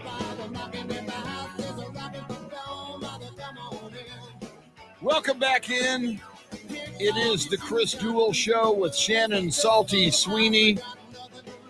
And before we go to Shannon's Salty Shakedown, sports history and sports birthdays, right now we have some breaking news. Red alert! Ladies and gentlemen, I've just been handed an urgent news story. Stop what you're doing and listen. This broke just moments ago. Shams Charania, who covers the NBA for The Athletic, and a big assist to Jeremy Kolak, who called this to our attention. He's scouring the internet for breaking news. This is breaking Spurs news. I'll read you just the beginning of what Shams Charania wrote. The headline is Spurs add Airbnb co-founder Joe Gebbia. I don't know if I'm pronouncing his name correctly. Gebbia. I'll say Gebbia. I'll consult with Shannon on pronunciation here in a moment. Spurs add Airbnb co-founder Joe Gebbia as minority ownership stakeholder. And I'll read you the first couple of graphs here from Shams Charania in The Athletic. Quote, the Spurs added a unique minority ownership stakeholder today, Airbnb co-founder and billionaire Joe Gebbia. Gebbia tells The Athletic that he has a new strategic partnership role with the Spurs, joining billionaire Michael Dell of Austin, the founder of Dell Technologies, and San Francisco-based investment firm 6th Street as new investors in the Spurs. This continues a further reconstruction of the organization under Peter J. Holt since he took over as managing partner in June. The Spurs have seen a new group of minority owners come in, representing a generational change as Holt stewards the new era of the franchise. Shannon and I will react to this after Shannon's Salty Shakedown. But first, before we react to this breaking Spurs news, how about some sports birthdays and this day in sports history?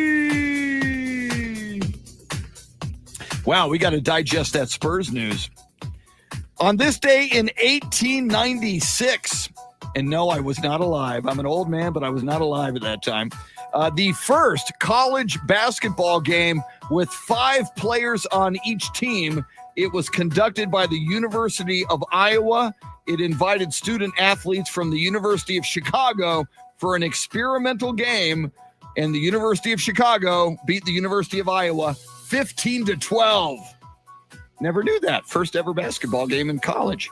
On this day in 1963, Al Davis becomes the head coach and general manager of the Oakland Raiders. That kind of would work out for the next few decades. On this day in 1976, Super Bowl 10, Orange Bowl in Miami, Pittsburgh Steelers versus the Dallas Cowboys.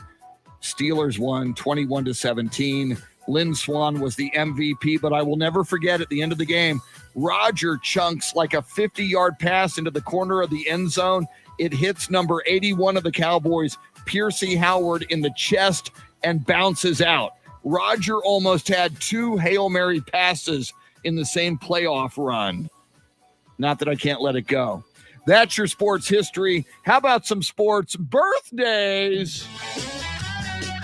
Born on this day in 1950, the 1971 Heisman Trophy winner, quarterback out of Auburn, Pat Sullivan, had a career in the NFL with the Atlanta Falcons. He became a coach at Samford. He passed away in 2019. Pat Sullivan was born in Birmingham, Alabama. Born on this day in 1961, Canadian NHL center Mark Messier was with the New York Rangers mostly, born in Edmonton, Alberta. And finally, born on this day in 1995, running back currently with the Tampa Bay Buccaneers, Leonard Fournette, was born in New Orleans, Louisiana on this day in 1995. And we cannot forget, born on this day 66 years ago, a regular listener, a regular viewer, and sometimes he gets a producer credit because he's brought some sports breaking stories to our attention over the last several months. John Williams. Happy birthday to our listener and viewer and good friend John Williams from Dallas. John Williams, happy birthday. Those are your sports birthdays. That's your sports history. Breaking Spurs news, we'll react to it coming up. But what could be more important right now? Ladies and gentlemen, boys and girls, friends, Romans, countrymen, farm animals, pole assassins, and monkeys, here it is, your Taco Tuesday Salty Shakedown. As I'm doing show prep yesterday and collecting stories and nailing down what I'd like to talk about on the Shakedown, picking story by story, I find out I have a theme for this one, Chris. And that theme is something that you and I know very well and are actually held in high regard for in our position amongst friends, family, and those that don't even know us personally but see us on the live video feed every day. It's high fashion, Chris. This is a fashion-forward, salty shakedown thanks to all the action we got via the football world over the weekend. I mean, listen, when it comes to sports and celebrity, fashion comes at a high price. And it's often put on display in post pressers, even walking into the arenas, the fields, getting off the bus. I mean, it's less about what you do on the field and more about how you show up to it, I think, for a lot of players, right or wrong. And to kick things off, we'll start with Joe Mixon, who did show up with some brand new jewelry worth almost $400,000, sir. He had a new watch. He had a new diamond chain. He had a new diamond ring. Again, $400,000 worth.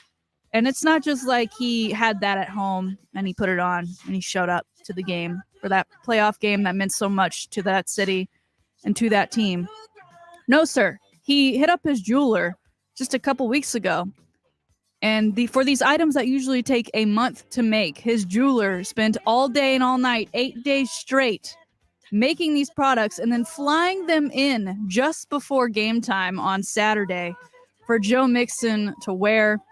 Listen, I'm not going to tell Joe Mixon to do with his money. I don't know what his money even looks like, but that's a lot of money to spend on jewelry that then in the aftermath of that win, there's some video, there's some photos of him in the locker room.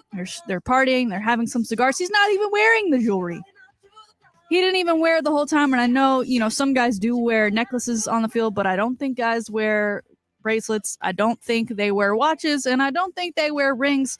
So I'm a little confused as to why you would drop that amount of money just to walk from your car to the locker room on game day. But Chris, I guess you've got a big event coming up. Are you getting all jeweled up? Do you have a go-to necklace, a go-to chain, a go-to ring that you're like, this people, I'm gonna let people know that I'm good stuff here with this item that I've got in my closet? I don't, and I clearly you were being facetious about high fashion. However, what? I just said the Bengals might be a team to watch to break through in the playoffs. If Joe Mixon is spending so much of his attention on jewelry and not just locking in on football, this is not good news for the Bengals. While other people might be impressed, I'm not impressed, especially come playoff time. Dude, do your job and play football. This is not his job. I find this story troubling. Well, let's keep it with the Bengals here. We were just talking about Joe Burrow. And to me, sir, Joe Burrow, for a guy who is playing this season, coming off a horrific injury, it was more of, will he be the same? And if anything, he's better. He's playing with the confidence of a guy who's been there before, which I think you saw kind of throughout his college career at his time with LSU, right? He's just got this natural confidence that I think goes a long way as far as being the quarterback and the franchise player of a team.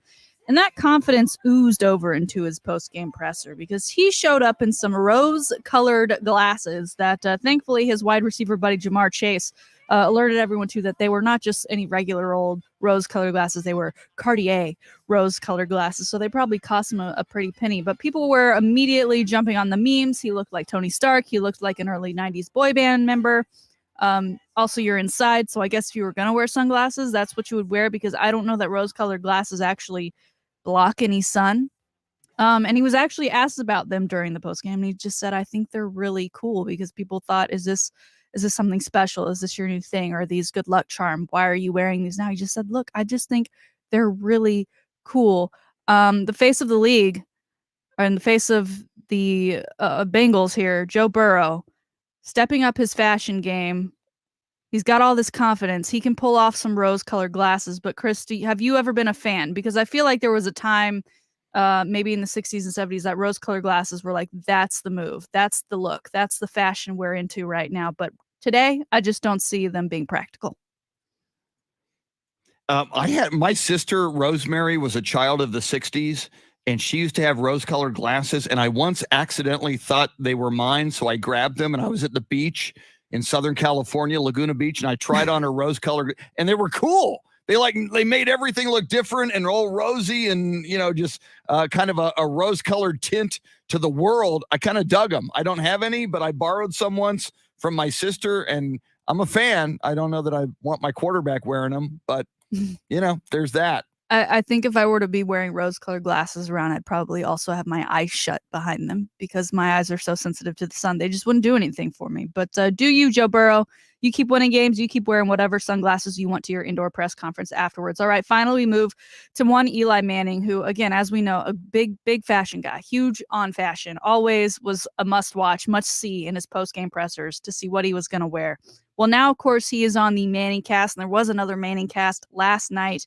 And Eli Manning showed off a gift that people found out he was going to receive a few Manning casts back when they had guest Snoop Dogg on there. Snoop Dogg, of course, going to appear in the Super Bowl as one of the halftime performers. He is part of Death Row Records, and they have quite the chains. And he said for Eli's 41st birthday, he was going to gift him a Death Row Records chain. Well, prior to last night's broadcast, Eli Manning took to social media and did an unboxing video. Those have become really popular, right? This is what I got. Let's look at it together. We'll break it out together. He did so. He put the chain on. He said, I think it'll make an appearance on Monday Night Football. And make an appearance, it did. He had a sweater on, and then he had the chain on top, which is not the original combo that I think you'd usually think of when you put on a gold chain that says Death Row Records across it. But I love in the video of his unboxing, he ends it by saying, I think I'll finally fit in with my neighbors. I don't know where Eli lives, but I'm glad he has reached cool dad status now that he has this Death Row Records chain. If you could receive anything from Snoop Dogg, and I want you to think about all of his extracurriculars. If you could receive anything from Snoop Dogg, would it be the Death Row Records chain? Would it be that?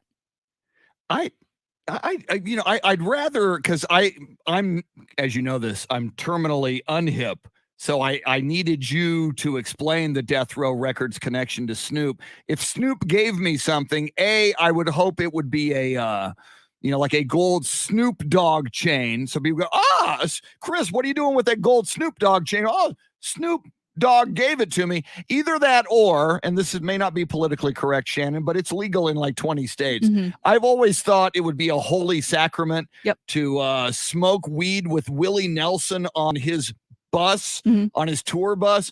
I also think it would be a holy sacrament if Snoop invited you to share some herb with him. Yeah. If Snoop offered it to me, I'd probably have to say yes. How do you turn down an offer to get high with Snoop? Maybe that would be the idea. And I'm see, just saying. and maybe Zeke. Yeah, along with Zeke, it would be great fun. And there's a lot of people who feel that way. I mean, I've seen celebrity interviews where that's not something that they do in their extracurricular, in their extra time. But when it's offered by Snoop Dogg, you're like, I mean, you do I guess. Obviously, listen, Eli. It's like if the Pope gives you Holy Communion. Yes. Yeah. If the Pope says, Chris, would you like Holy Communion? Oh my God, you're the Pope. Yeah. Absolutely. Hit me. So yes. Listen, Eli and Snoop Dogg, a friendship I don't think we ever thought we'd get. A friendship that I feel lucky that we have, and a friendship that I hope carries on for many, many years to come. There it is. Today's fashion forward Salty Shakedown. A fashion-forward, outstanding. Shannon, a theme-based salty shakedown with all kinds of sports fashion. It's so weird. Snoop used to always go to the USC practices and was on the sideline in a USC jersey, a lot like Will Ferrell. It was he and Will Ferrell. And then Snoop's son went to UCLA for about a season. He didn't last long on the football team at UCLA. And then he quit or he went somewhere else. Since then, Snoop is not. I'm a little bummed out, Shannon. And I hope now that Lincoln Riley is in place, Snoop will come back to the Trojans and show his allegiance. Because, we need all the star power we can get, I think, to match the Matthew McConaughey, Shannon Salty Sweeney star power that the Texas Longhorns have. So, Longhorns have McConaughey and you.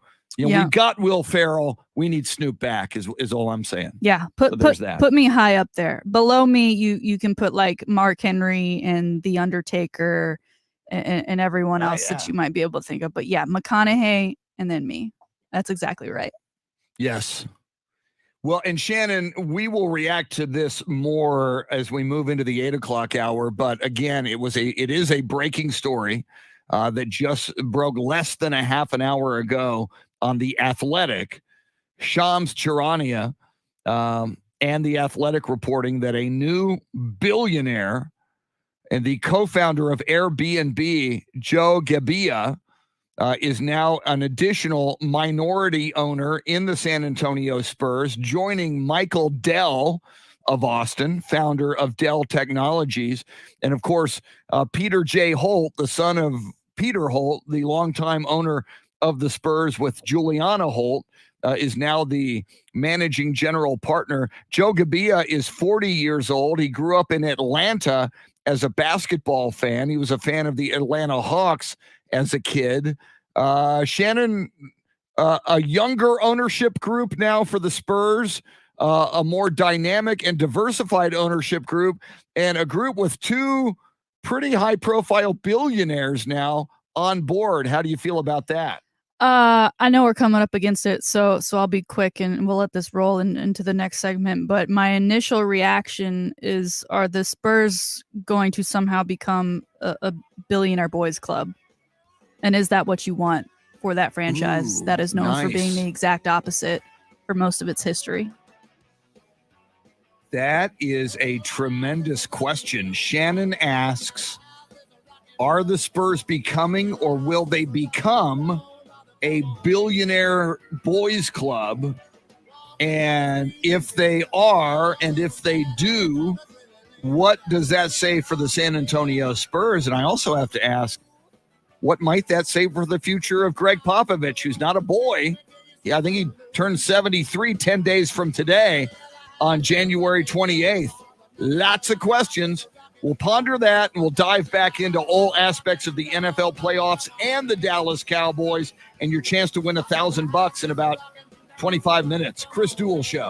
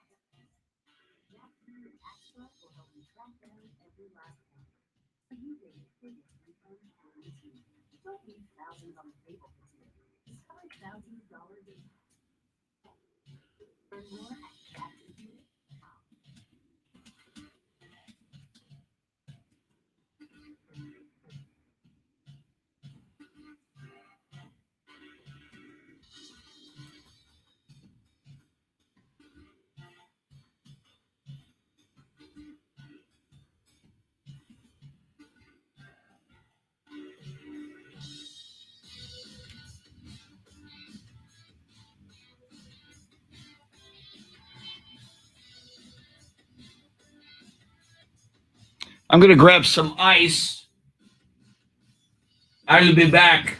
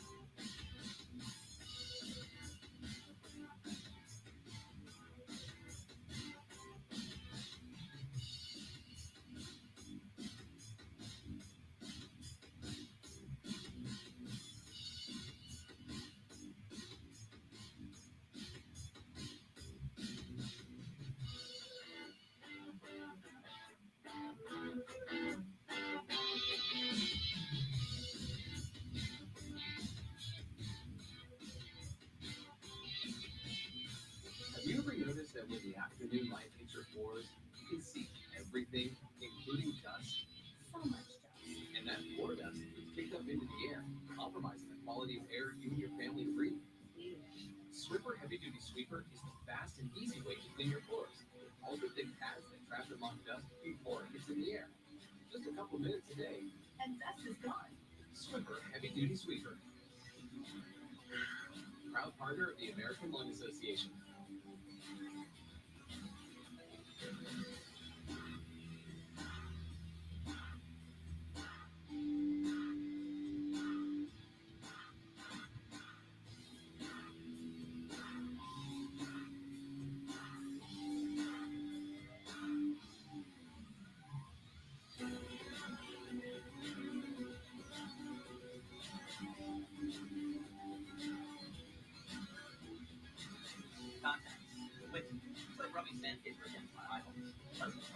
Immune from the cold. Hot heat glasses. Sitting by the fire. Coffee glasses. Sipping hot coffee. Yep, you guessed it.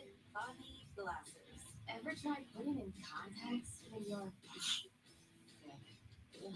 At LASIK Plus, we help give patients more freedom from the hassles of glasses and contacts so they can live life the way they want it. Right now, get $1,000 off our Wave Light Laser when treated in January. That's $500 off per eye.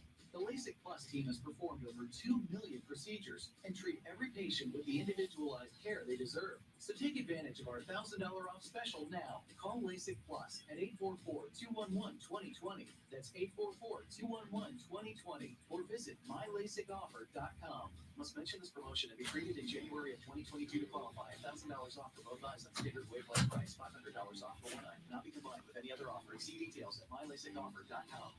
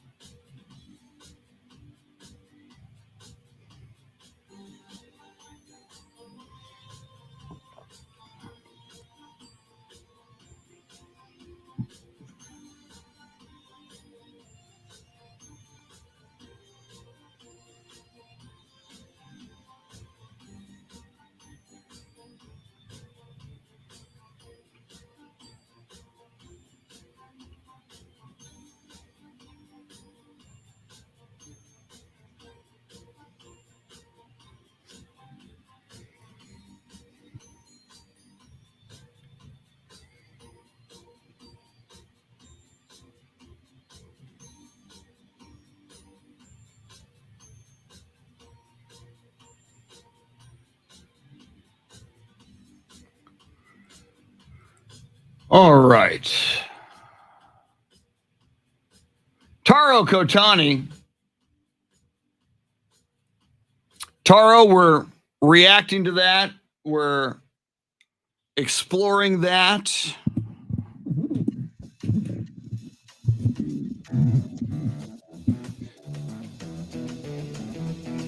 This is the Chris Duel Show. You know the day is the night.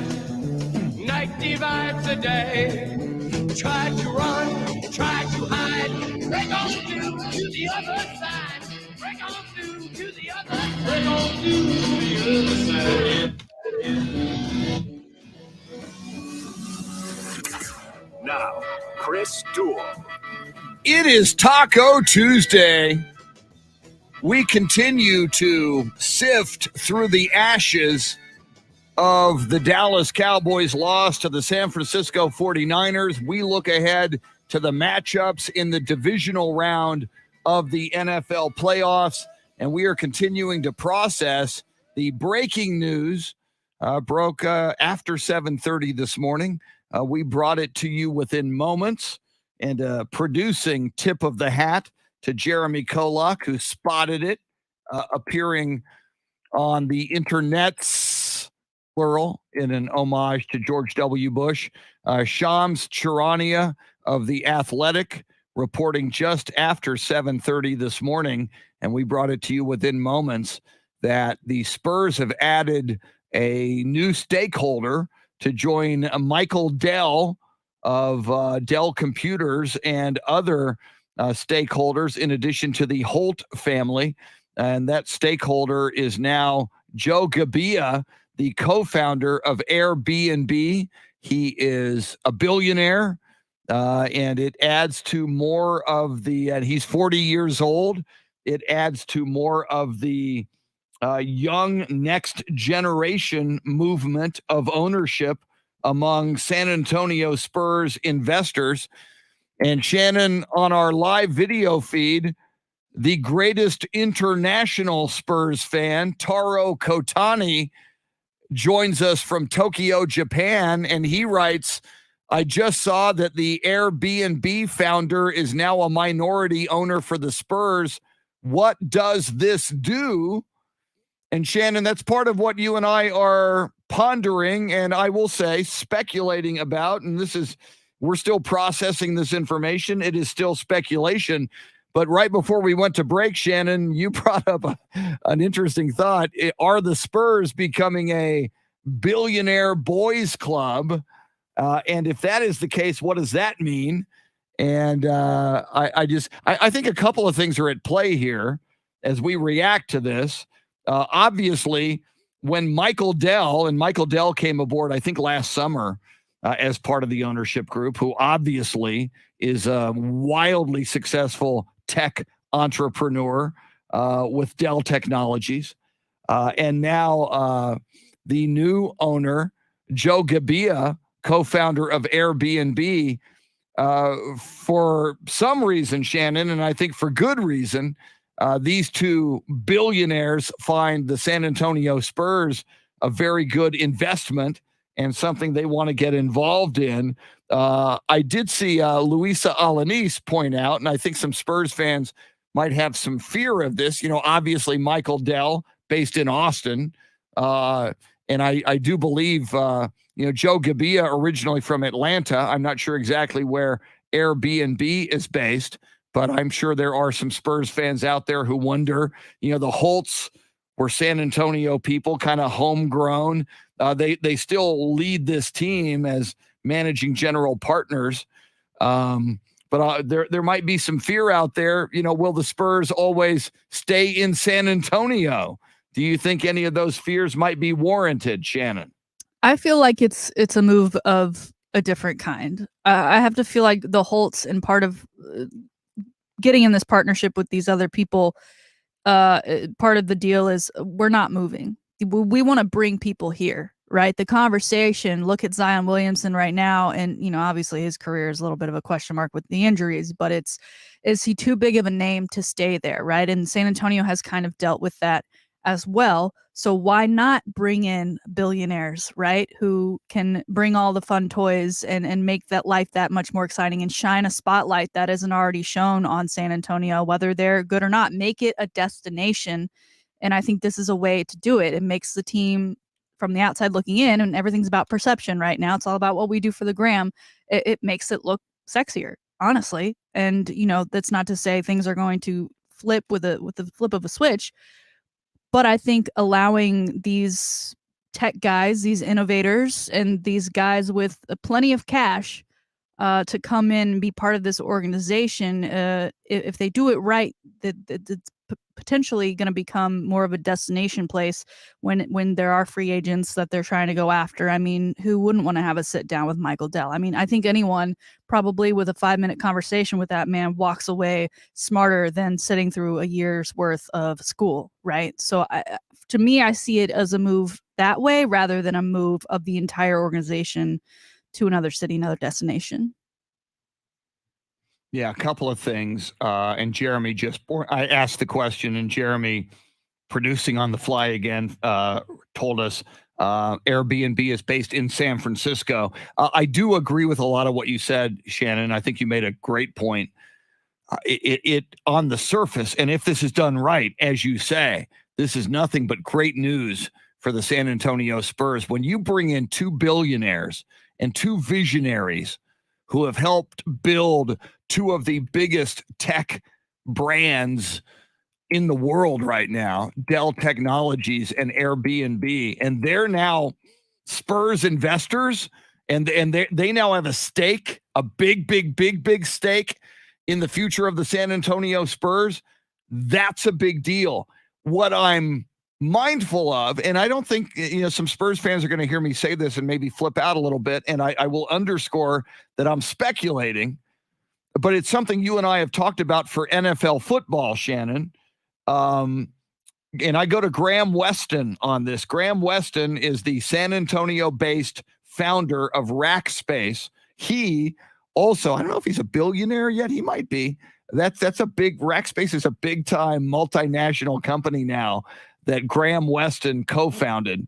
But Graham Weston said years ago, and it's part of the philosophy of this radio program, he said, we need to start thinking in the future of Austin and San Antonio and Austin as one market. And Graham Weston calls it ASA. It's Austin, San Antonio. I wonder, and obviously you've got the Austin Spurs in Austin. Obviously that's not a big draw necessarily. There are hardcore fans. It's a great product. It's part of the Spurs. They're tremendous. But I also wonder, and you and I have talked about for the NFL, if you combined the market power and the fan bases of Austin and San Antonio, you have a much greater market than Austin is alone or that San Antonio is alone. And I don't think it would be outlandish, and I don't think it would be a bad thing. I know hardcore tribal San Antonio people might want to fight me on this, but I don't think it would be horrific. In fact, it would, 10 years from now, 5 years from now, whatever, if the Spurs had a presence in San Antonio and Austin. I don't know what that looks like. I don't know if that means an arena north of San Antonio on I-35-ish. I have no idea. I think we also need high-speed rail between both cities, but that's just another thing. I just think the future is wide open.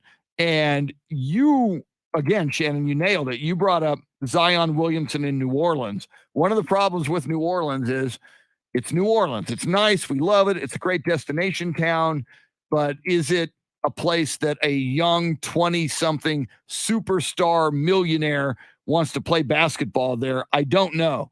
And Kevin Durant, famously a Texas Longhorn graduate, one of the reasons he liked going to the Bay Area, now he's in Brooklyn, was the tech. He's fascinated with tech, its investments, and its future.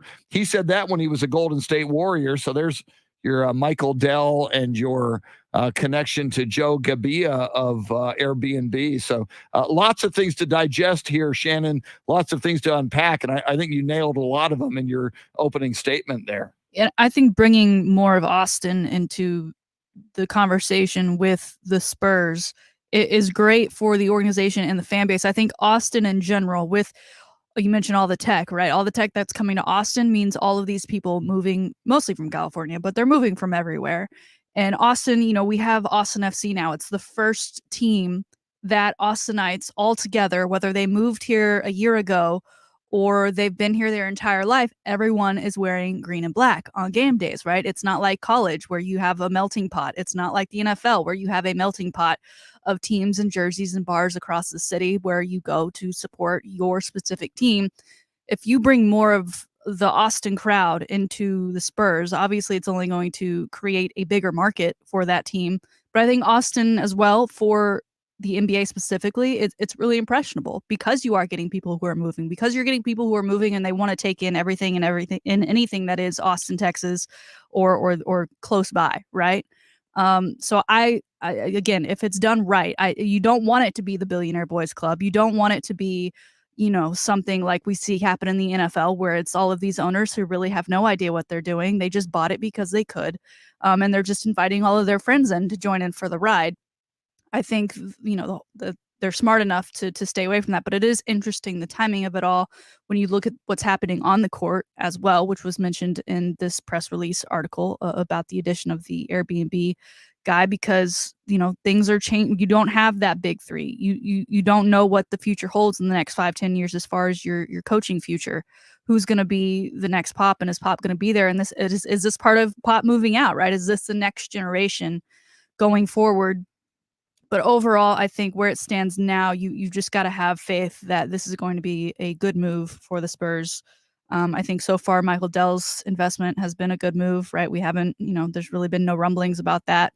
But as long as the good on the outside translates to good on the court, I don't see why San Antonio fans should be upset.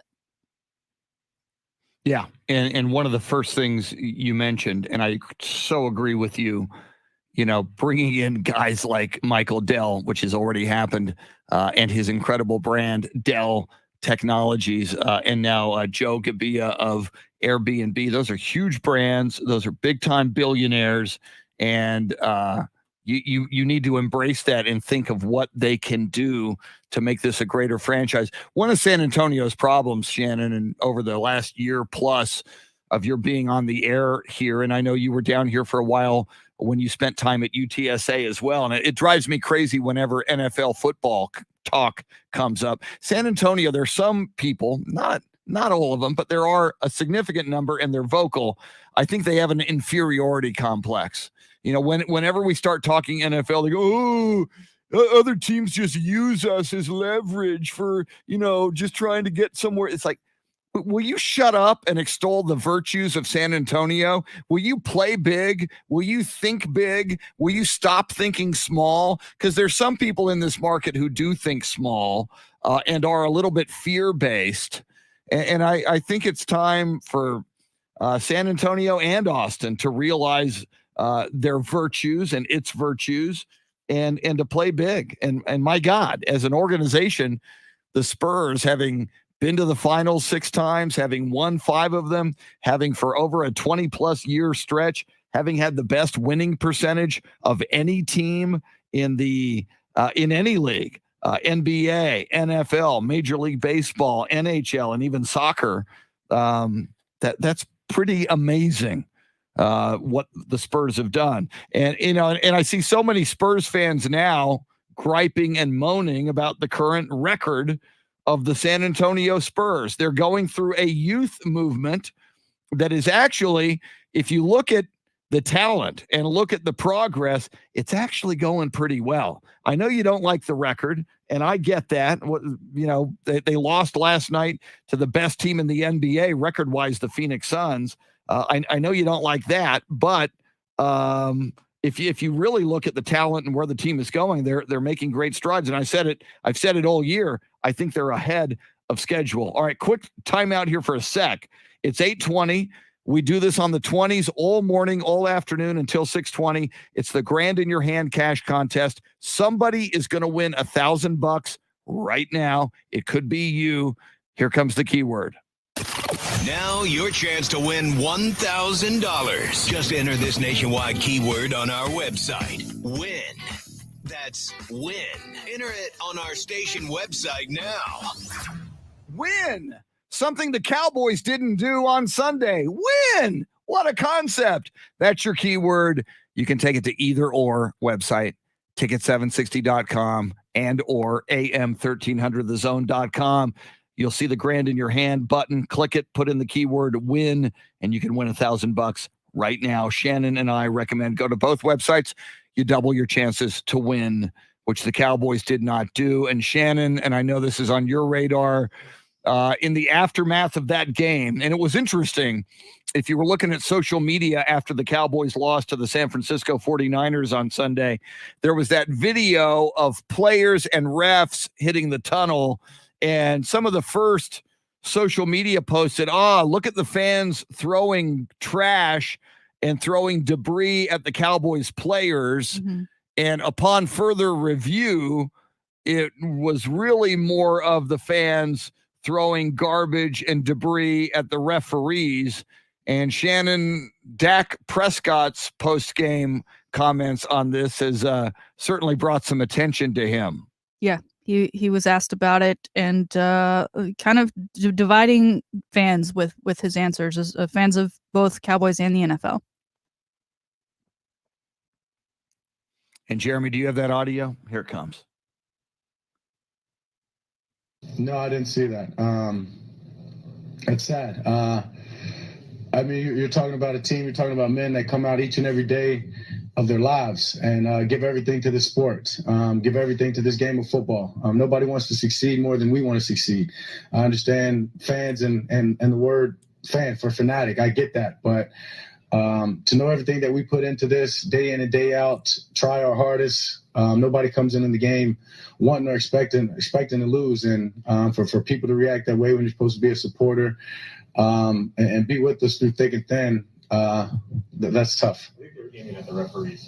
Yeah, they were at the referees. Shit, credit to them then. That's what I'm saying. Oh, credit to them. Said it twice, Shannon. Credit to them. Then when at first the narrative was they were throwing that debris at players, and then some reporter said, whoa, they were throwing it at the referees. And Dak more than once, twice said credit to them. Your comments, Shannon. Yeah, obviously at first Dak was speaking in thinking that the fans were throwing trash at the players, and obviously he was tuned into them throwing it at the refs, and I think it was more of a quick quip than an actual go ahead. He's not encouraging it, right? It's also the end of the season, so he knows it's not going to happen again, because I don't think that's something that Dak Prescott, who we seem to know pretty well about his person and his motives, and I don't think he would openly do that. I think it was more of in jest, but of course in the clickbait era, things that are said in jest most often turn into headlines and get taken for what they're not. And this is one of them. And so people are upset because they think that Dak is encouraging or saying that this is okay, or that he's blaming the refs for the way the game ended, when he should have just handed the ball to the referee, Dak. And I guess like us, we're trying to smile through the pain, and that was directly after that game. So maybe that's all he had at that moment. I don't know. Yeah, I completely agree with you. I think it was in jest, and I also think at the same time he was ticked off at the officials. From his perspective, he thought that ref should have gotten the ball in play sooner. We've seen the replay a gazillion times, and we've been Monday morning quarterbacking it ever since. But so I think one, he was frustrated at the refs, and he was talking about that. So when they said, oh man, they were throwing garbage at the refs, and credit to them then. So I mean, you can't encourage fans to throw things at refs or players or anybody on the field, because it can go horribly wrong. And I do hate to see that happening from Cowboys players. It reminds me of Philadelphia Eagles fans. I remember they used to throw batteries at players and at Santa. So, it was an interesting post-game moment from Dak Prescott. It'll be interesting to see if he ever clarifies that. He might just let it go and move on from that. Yeah, I think at this point there's enough going on around the Cowboys organization that clarification not really needed. Let that die out on its own. If he needs to, he can come back at the beginning of the season in Oxnard and say something. But I think right now, the Mike McCarthy thing is I think that's weighing more heavily on folks across the league, especially Cowboys fans. as we roll forward in to the second half of the 8 o'clock hour, Buda Baker, man, if you saw that play last night, a collision where it just looked like a very awful, obviously a head/neck injury. We will update what we know about the condition of Arizona Cardinal star Buda Baker having to be carted off the field last night in the Cardinals' playoff loss to the Los Angeles Rams. We'll talk more NFL football. Keep an eye on breaking news as we had the breaking Spurs ownership news this morning as well. She is Shannon Salty Sweeney. Jeremy Kolock is your Soundscape Stylist. We are with you until 9. Thanks for hanging out with us on the Chris Duel Show.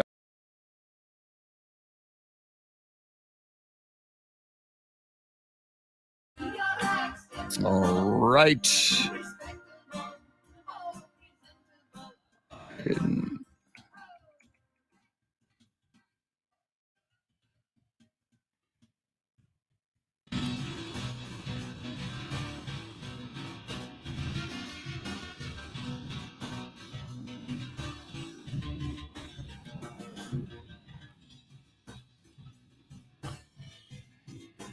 Okay. I need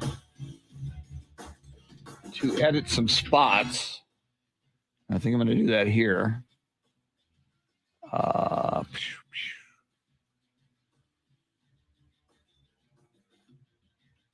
Welcome in Taro Kotani. Welcome in everybody this morning who is joining us.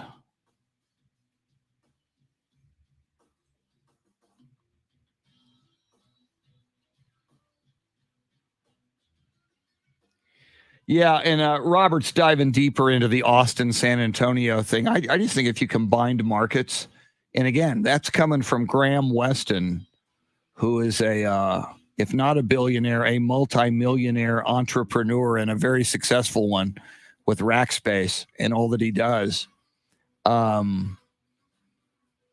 He said that years ago, and I think it has a lot of virtues if it were done right.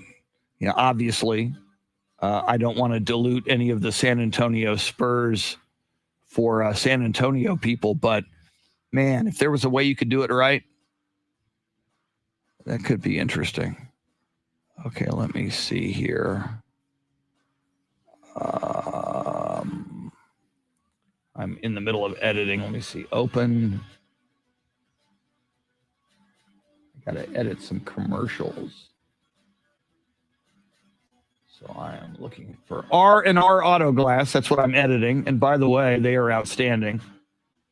And I highly recommend them, whether or not we're doing their commercials, which I am, but they're phenomenal. Okay, let me do a little editing here. I got 3 commercials.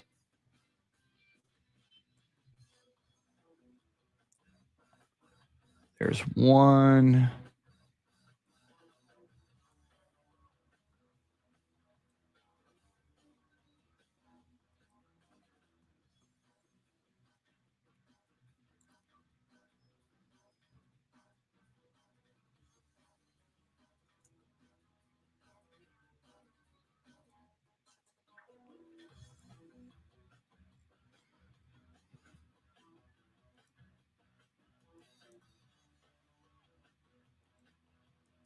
Oh, I just had it.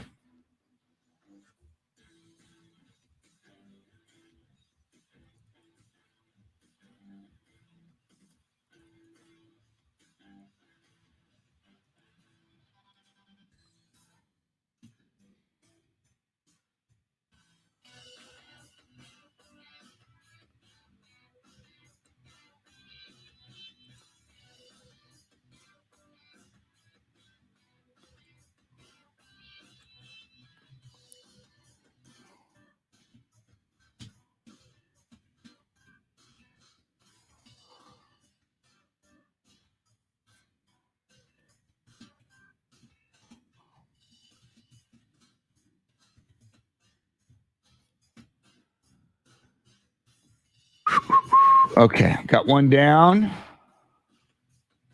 Let's see what else we got. I got two more commercials to edit. There's one. Let's do two more. File open. Second one.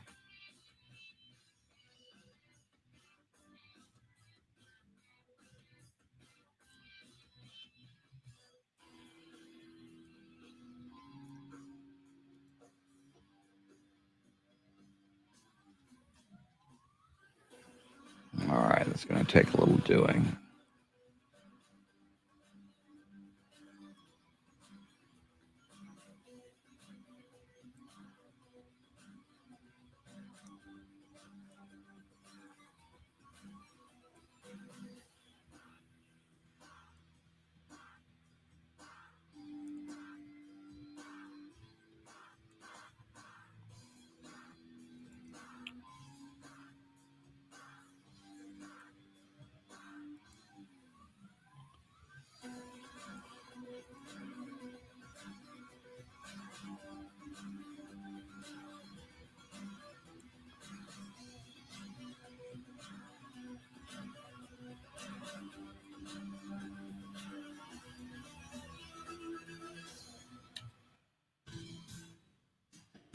One more.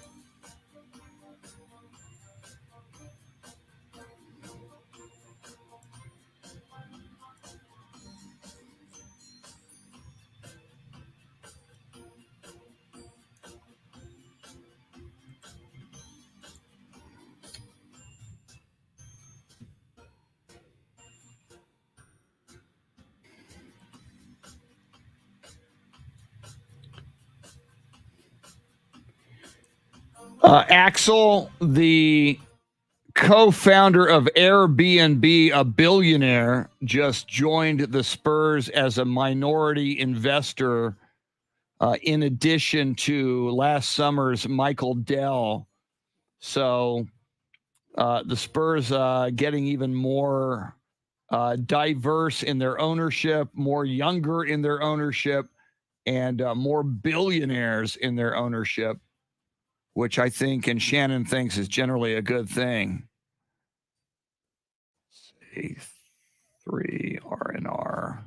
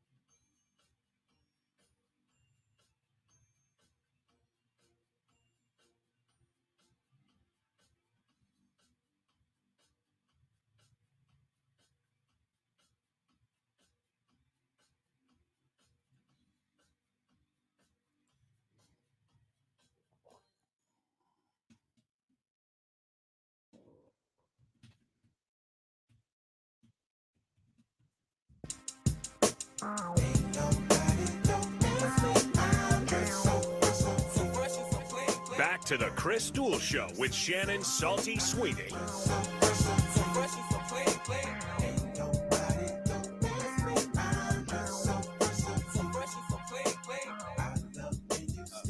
Chris Duel Show with Shannon Salty Sweeney. Welcome back.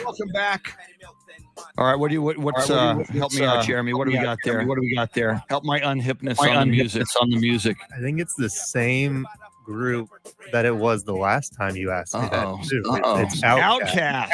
Yeah. I am terminally unhipped to Outcast. Yeah. Well, that's why I'm trying to expose you to it a little schooling bit. me, man. Thank you. Atlanta. Someday I'm going to be all about Outcast. Did you say they're from Atlanta? Yes, So you're doing that specifically. You're tying that in to Joe Gabbia from Atlanta, Airbnb co-founder, the new Spurs billionaire minority owner. Was that your thinking? When you think Joe Gabbia, do you think Outcast? Yeah. Well, yeah. That was a secondary connection. I was also thinking about how Shannon's salty shakedown was very fashion forward. It was very fresh and clean. So I mean, the song is so fresh and so clean. I mean, I thought it kind of fit the day a little bit. Very Let's nice. go with what you said. Okay, that'll work. I hope. All righty. Well, we got a lot to cover here in the final half hour. Lots of stories we didn't get to, but we will get to all of them right now. Shannon, yesterday, a lot of other football developments. I know we focused on the Cowboys a lot, as God intended, but Mike Mayock, the 3-season general manager of the Las Vegas Raiders, he was kind of tied to John Gruden. He was kind of, some people say, beholden to John Gruden.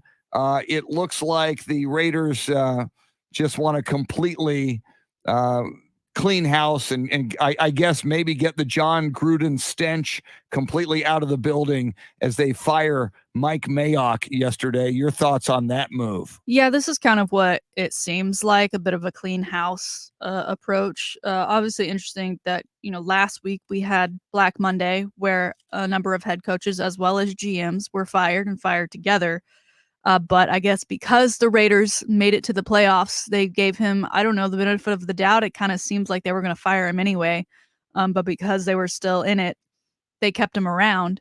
My biggest question is, will we start seeing him run sprints again at the combine? Right. Because that's what he did before. That's what we've really been missing from him, is where he would do the, 40 yards that 40 that they run. And he would always do that. And that was always, I think it was him. Who did that first? He or Rich Eisen? I know that's a Rich Eisen thing as well. I don't know. I don't know who did but that. I love it. That's a cool gimmick. Yeah, Rich Eisen, the radio talk show host, and he works with the NFL Network, runs it, in his suit and tie and his, suit dress shoes, which is funny. It's a tremendous gimmick, but very, very cool. So, and you got to wonder, man, in the future, again, because Mike Mayock, because it didn't go well for him in Las Vegas and because of his tie. And obviously, he, as far as we know, had nothing to do with John Gruden or those emails, unless there's some emails we're unaware of where he's going, but again, those John Gruden emails apparently happened before John Gruden went on to be the Raiders head coach, but he does kind of, because of his guilt by association, even though he might not be guilty himself, he does carry some of that Mike Mayock stench. In last night's Monday night playoff game that the Rams won handily over the Arizona Cardinals, there was a Manning cast. You alluded to it earlier as Eli Manning wore the gift from Snoop Dogg.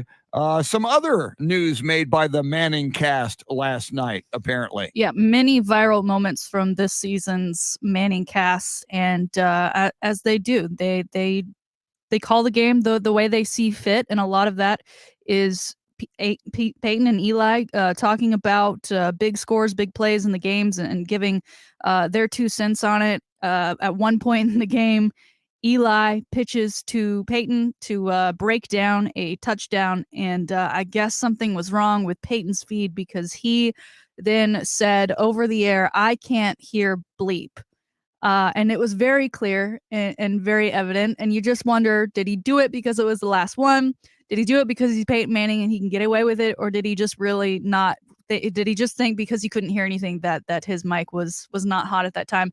Which was it the very first episode in which we got the double bird from Eli?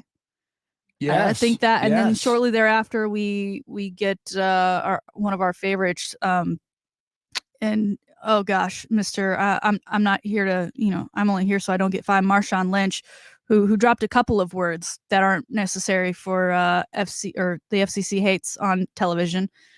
But at the same time, we also learned that I think from that one where there were 2 words said, only 4 complaints came in. More complaints, and by more I mean thousands upon thousands, came in for that Shakira and Jennifer Lopez halftime performance from the Super Bowl just a few years ago. So I don't think it's the biggest deal. I think we're probably maybe moving it away from it. But it was funny to kind of hear Peyton make that little faux pas, especially considering it was the last one of the season. Yeah, I find it a little odd. You mentioned the Shakira and Jennifer Lopez Super Bowl performance that got a lot of complaints. And granted, middle America, maybe the Bible Belt, some people having television sets that are still with an antenna on their roof, maybe that are not necessarily cable TV. I don't know. But, I look at the Manning cast and it is cable television. I think one of the virtues of the Manning cast is anything can happen, including some language or some double birds. I think, maybe not.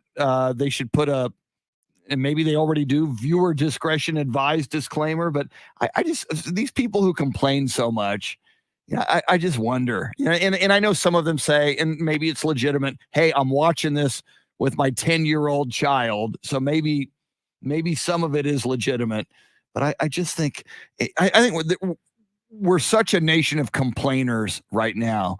And everybody, and you said this about Dak Prescott. He was probably saying that in jest. I agree with you. Hey, right on. Credit to him for throwing garbage at the officials. It was probably a joke. Yeah. And I'm sure there's some people, oh my God, Dak. Oh, how dare you, sir? Resign, sir. So, yeah, people need to chill. If you're upset with your kid watching that, for one, there is an alternate regular broadcast, and for 2, for a lot of games, it's on Nickelodeon. Why are they not set up to watch that one to begin with? That it's made for them specifically. So that's just bad parenting, really. So yeah, absolutely. More football news was made at your beloved Buffalo Bills game at Orchard Park, New York, the other night in the cold single-digit temperatures. Somebody spotted a familiar face and a familiar beard in the stands. Yeah, current Washington football team, new name TBD, Ryan Fitzpatrick, who is still part of that team. He's been around the league quite a bit. He did play for the Buffalo Bills from 2009 to 2012, and that doesn't sound like a long time, but of all the teams he's been a part of, he spent the most time there. And he was in the stands for that game this weekend, and not just in the stands, but in the stands shirtless. He did have his gloves and obviously his signature beard to help keep him warm, but he was cheering and having the time of his life. I mean, I think it took so long, almost the next day, for people to start seeing these videos and realizing who it was, because he just looked like he was another part of Bills Mafia, and good for him. Good for him. I don't know how the Washington organization feels about him being there cheering on. They're obviously not a rival, but they're still another NFL team. But it was cool to see those videos and those pictures of him just having the best time of his life and somehow not freezing. Well, and what's cool about it, Ryan Fitzpatrick, obviously we don't think of him as an elite quarterback in the NFL, but like Colt McCoy, and even beyond Colt McCoy, because he's had more starts, Ryan Fitzpatrick has made a good living in the NFL. I would dare say Ryan Fitzpatrick is now a multi-millionaire if he has banked his money correctly. So he could have been in a suite, and he knows people. Most people in their suites would have said, Ryan Fitzpatrick, you want to come hang? Absolutely, sir. For him to be sitting there with the common folk freezing in the stands, I just think that's cool. I love that some players also just have a love for the game. And I also love, as you mentioned, he used to play for the Bills. So he's got a certain allegiance there, probably still, whenever they're not playing Washington, which is his current team. So I like that. That's a tremendous story. Yeah. Now, you probably have some thoughts. Kyler Murray, it did not go well for he and the Arizona Cardinals last night as they lose relatively big to the Los Angeles Rams. And you hearken back to the days when Kyler Murray might not have become an NFL football player. Right. Going into this season, the question was, is this the end of Cliff Kingsbury? Is this the end of that experiment of bringing him up from college football and for some reason thinking that he could do much better with the NFL? And obviously, Cardinals off to a really hot start at the beginning of the year. They were clicking on all cylinders, both sides of the ball. And then they started to get some injuries, right? DeAndre, Kyler himself, J.J. Watt is out. And so they drop a couple games and it doesn't go their way. They don't end up with that number 1 seed, but they're still in the playoffs nonetheless and against the Rams and a team that looks like a pretty decent matchup. And they played great on the road during the season. And then they lay an egg last night, Monday Night Football. Kyler turns the ball over. I think now maybe the conversation with it being again changed to, well, is this now next year going to be it for Cliff and Kyler if they can't get it together, if they can't go deeper into the playoffs, if they can play the way they played during the season, why can't they do it during the playoffs when it really matters? If that becomes the conversation even more, I think he looks back on his decision to play in the NFL, to be the face of a franchise, to be on the cover of whatever magazines he could get on, to have the endorsement deals he has. Because I think in the NFL, your face value is worth a lot more than your playing value. And he's got a lot of it in the NFL, but the NFL stands for not for long. And I don't know how much longer he might have as, he just kind of, today, if you turn on the TV, I'm sure you're going to see him getting it from every which way. And a lot of it is his height, which he can't change. But for baseball, he was perfect. Yeah. And the A's really wanted him. And who knows what that career might have turned out to be. But he probably wouldn't be as banged up. He probably wouldn't get the criticism that he gets. And he might have made even more money that just would come from a baseball career rather than endorsements and everything else that he gets as the face of the Arizona Cardinals. Well, and as you well know, Shannon, a baseball career, you can have a 20-year baseball career if you're really, really good and really, really lucky and injury-free. So, you add up all the money. Granted, some of the front-end money on those big NFL quarterback contracts might be bigger. But, he could have made more money with baseball. But in the end, you got to follow your heart and follow your bliss. And I'm guessing that's what Kyler Murray did. Apparently, back to football, the Rams-Cardinals game, some familiar faces spotted. You mentioned Ryan Fitzpatrick spotted at the Bills game, at least one familiar face and more that we saw because it was Hollywood at the Rams-Cardinals game last night. Well, as you mentioned, Ryan Fitzpatrick and his, by the way, $85 million that he's earned in his playing career did not pay for a suite, did not go for the sweet life. He went with the common folk. But over in LA, it's a completely different story. So all of these celebs were spotted in suites, including Jay-Z, who of course will be performing at SoFi during this year's Super Bowl. Mookie Betts, big sports name out there, and then PG-13 and his best buddy and your best buddy, Kawhi Leonard. He doesn't show up to a lot of other games like his own, but he'll show up to these. Yeah. And if you were Kawhi Leonard, Shannon, and you played basketball and you're making all that Kawhi Leonard money, but you're out with an injury, do you go show up to support your team, the Clippers, when they play? Do you maybe put on some street clothes and maybe sit on that bench or behind that bench and support your team? He's busy.